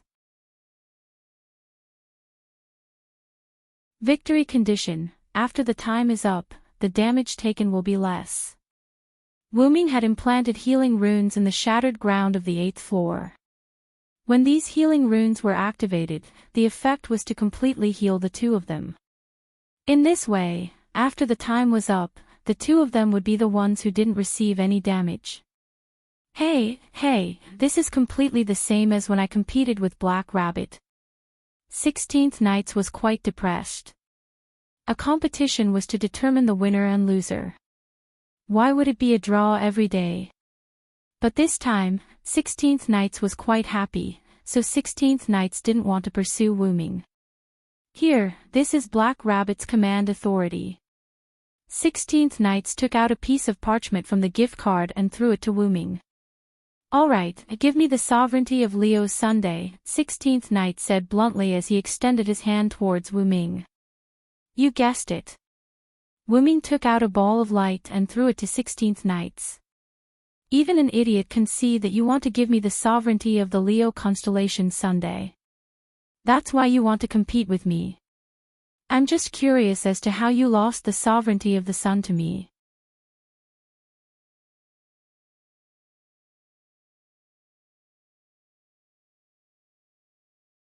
Chapter 845. Just like how Wuming sent Ophiuchus constellation Sun Sovereign into Letitia's body, 16 Knights merged the Sun Sovereign into his own body. Indeed, Wuming never thought of using the Sun Sovereign from the start. After knowing that Leo constellation Sun Sovereign could deflect weapons, Wuming's first thought was to reverse 16 Knights. Firstly, 16 Knights was the most suitable for Leo constellation Sun Sovereign, but there was another more important reason. After all, Wuming couldn't stay in the box world forever, but the rest of No Name could. After he left, No Name would have to rely on his companions. Thus, Wuming would leave whatever he could for them. Of course, Wuming also didn't need the Sun Sovereign. You can't be too obsessed with power, but you can't run away from your own power. Wuming's advice to Letitia had the same effect on Wuming. Since the Sun Sovereign couldn't give Wuming more power, it was like a chicken rib, so it was better to give it to the rest of No Name. Thus, Wuming was glad that he didn't fight with 16 Knights. If he did, there would have been a winner. In that case, he wouldn't have been able to give 16 Knights the Sun Sovereign of Leo constellation. After all, normal methods couldn't make 16 Knights accept the Sun Sovereign of Leo constellation. Wuming had no choice but to use this method to understand the agreement between him and 16 Knights. Now you know what method I used. After replying to 16 Knights, Wuming drank all the wine in his cup. Although I know, it's a fact that I was tricked by you. It's really annoying. 16 Knights smiled proudly. Look, even if he was tricked, 16 Knights would still continue to smile. As for the reason, let's make it clear in advance. Next time, you have to fight with me properly. No one is going easy. Use your full strength. 16 Knights' tone was serious. His eyes were burning with fighting spirit. It seemed like he was going to fight for real.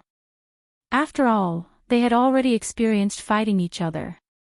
Next, they would have to fight with real swords and spears. 16 Knights didn't only use his fists to fight, he still had trump cards he hadn't used yet. Forget it. If we really fought like that, Black Rabbit would cry herself dry. Wuming shook his head. One had to know that a real fight was no joke. Wu-Ming and 16 knights were both strong in the box.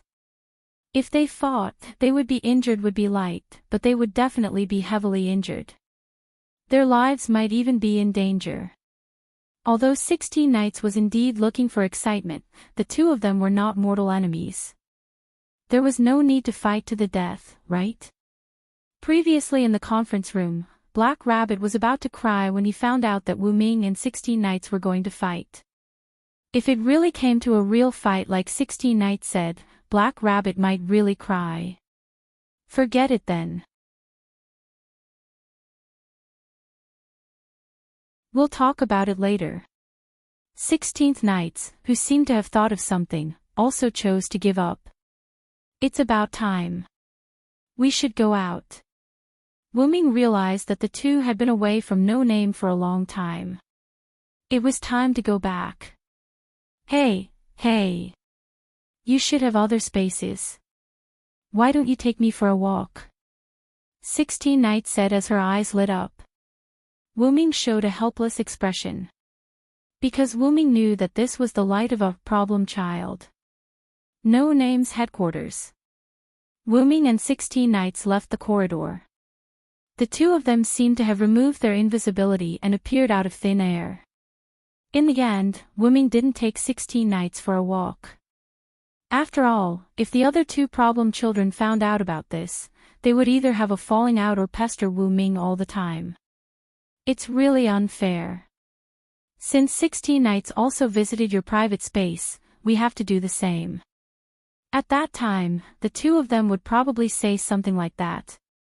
If that's the case, why not refuse from the beginning? That's what Wu-Ming thought. However, 16 knights began to fuss over this. You're really boring. You were so bold when you were fighting. 16 knights' expression was as if she encountered something boring.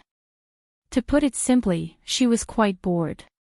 Didn't I say that Nazalik's enchantment is just a big tomb? There's really nothing to see. Wu-Ming sighed helplessly and tried to persuade her again. As if there was no other way, Wu-Ming used his trump card. If you're really not happy, I can find White Yiksha to fight with you. I don't want to fight White Yiksha now. I still have self-awareness. Although 16 knights said so, the smile on her face told Wu-Ming that 16 knights was not afraid of fighting White Yiksha. Wu-Ming didn't care much about it. After thinking for a while, he said to 16 knights. Our flag has returned anyway. Presumably, there will be a lot of gift competitions that you need to participate in. As an organization, the most important thing for a community was its name and flag. The community's name and flag could be used for publicity to make the community more famous and drive the development of the community. In the past, because the flag and name of No Name had been taken away, they could only use the slogan, "Down with the Demon King," to promote themselves. Now that the flag had been recovered, they had to vigorously promote themselves. And the best way to advertise was to win a large number of gift contests. After all, the gift contest was the main theme of the Suitland world. Only by winning the gift contest and showing their strength would the people of the Suitland remember them and be valued by other communities. Only then could they develop themselves. Even if No Name still didn't have a name, as long as the logo on the No Name flag was shown. Of course, it didn't mean that the slogan "Down with the Demon King" that No Name previously advertised was invalid. It was just a two-pronged approach. That's true. We have to get busy. When it came to the gift competition, 16 knights would become excited. But then, 16 knights looked at Wu-Ming again. You just said you, right? Then what are you going to do? Don't tell me you're going to leave again. 16 knights had a smile on his face, but his eyes revealed a trace of seriousness. As a smart person, when 16 knights first saw Wu-Ming leave, he deduced that Wu-Ming had something he couldn't let go of in the outside world. Wu-Ming wasn't like the three of them. When he was first invited to the boxings, he was already prepared to give up everything in the outside world. Although Wuming said that he came to the boxings because of a letter, after Wuming left the boxings, 16 Knights asked Black Rabbit how many letters were sent. The result was naturally 3 letters. In other words, if Wuming didn't lie, the one who used the letter to invite him definitely wasn't Black Rabbit. Of course, it couldn't be said that Wuming was lying to them. After all, Wuming said from the beginning that he came to the boxings to find his body. But this also meant that after finding his body, even if he didn't leave, no name, he wouldn't stay in the boxings for a long time. For now, I won't leave for the time being. Wuming shook his head. No matter what, Wuming came this time to find his original body. No matter what, he had to find his original body first. Also, Wuming looked in the direction of his room. He still hadn't completed that person's request.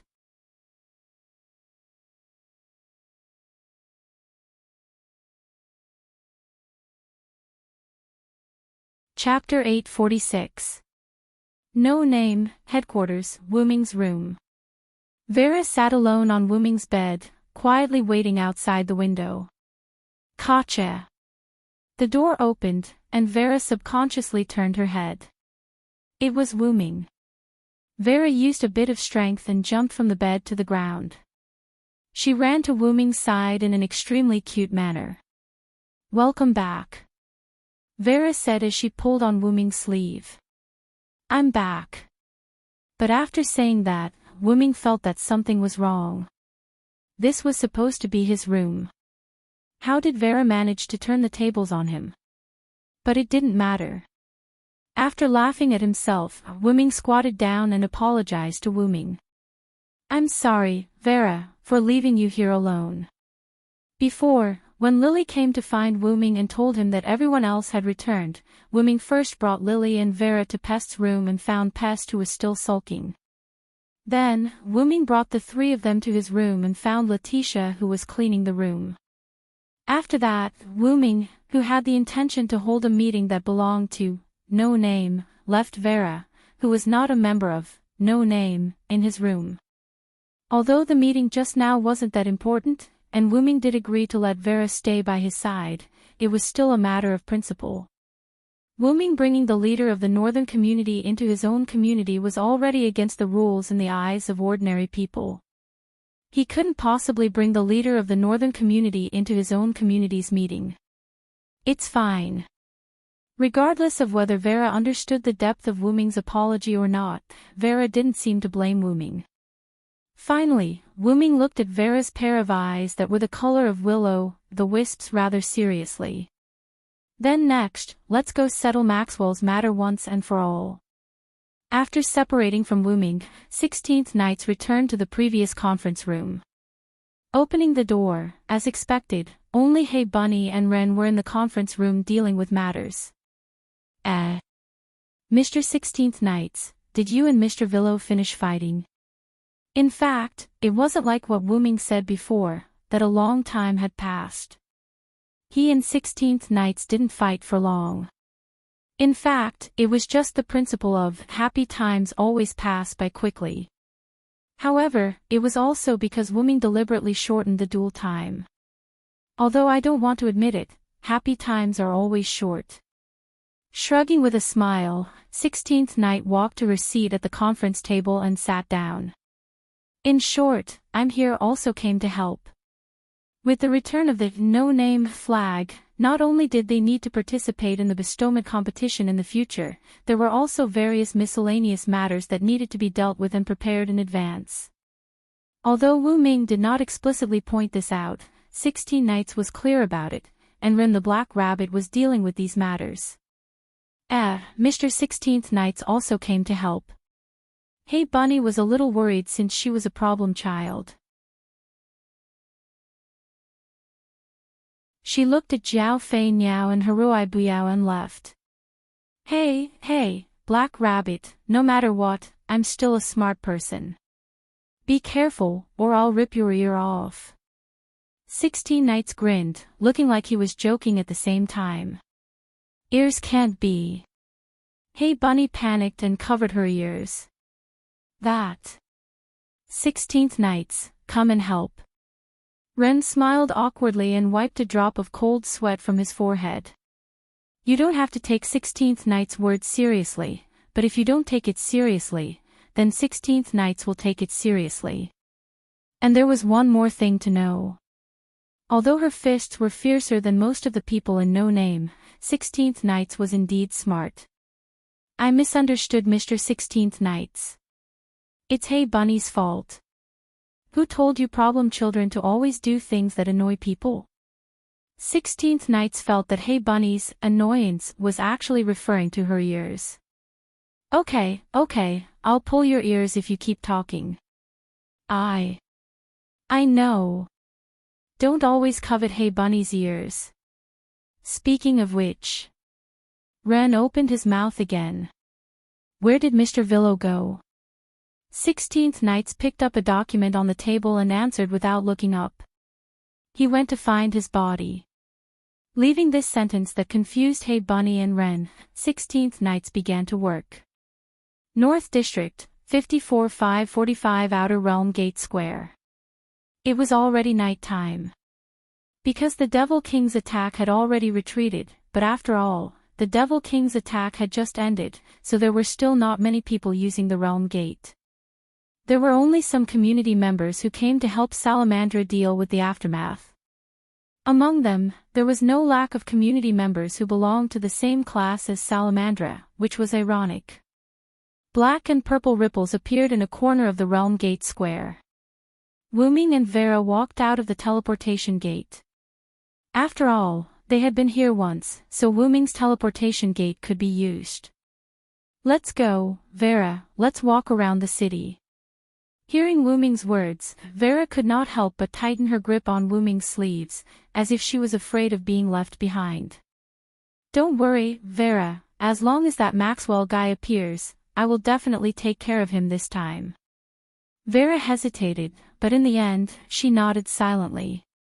Before coming to the North District, Wuming told Vera to be bait to lure Maxwell out, but Vera was 100% unwilling.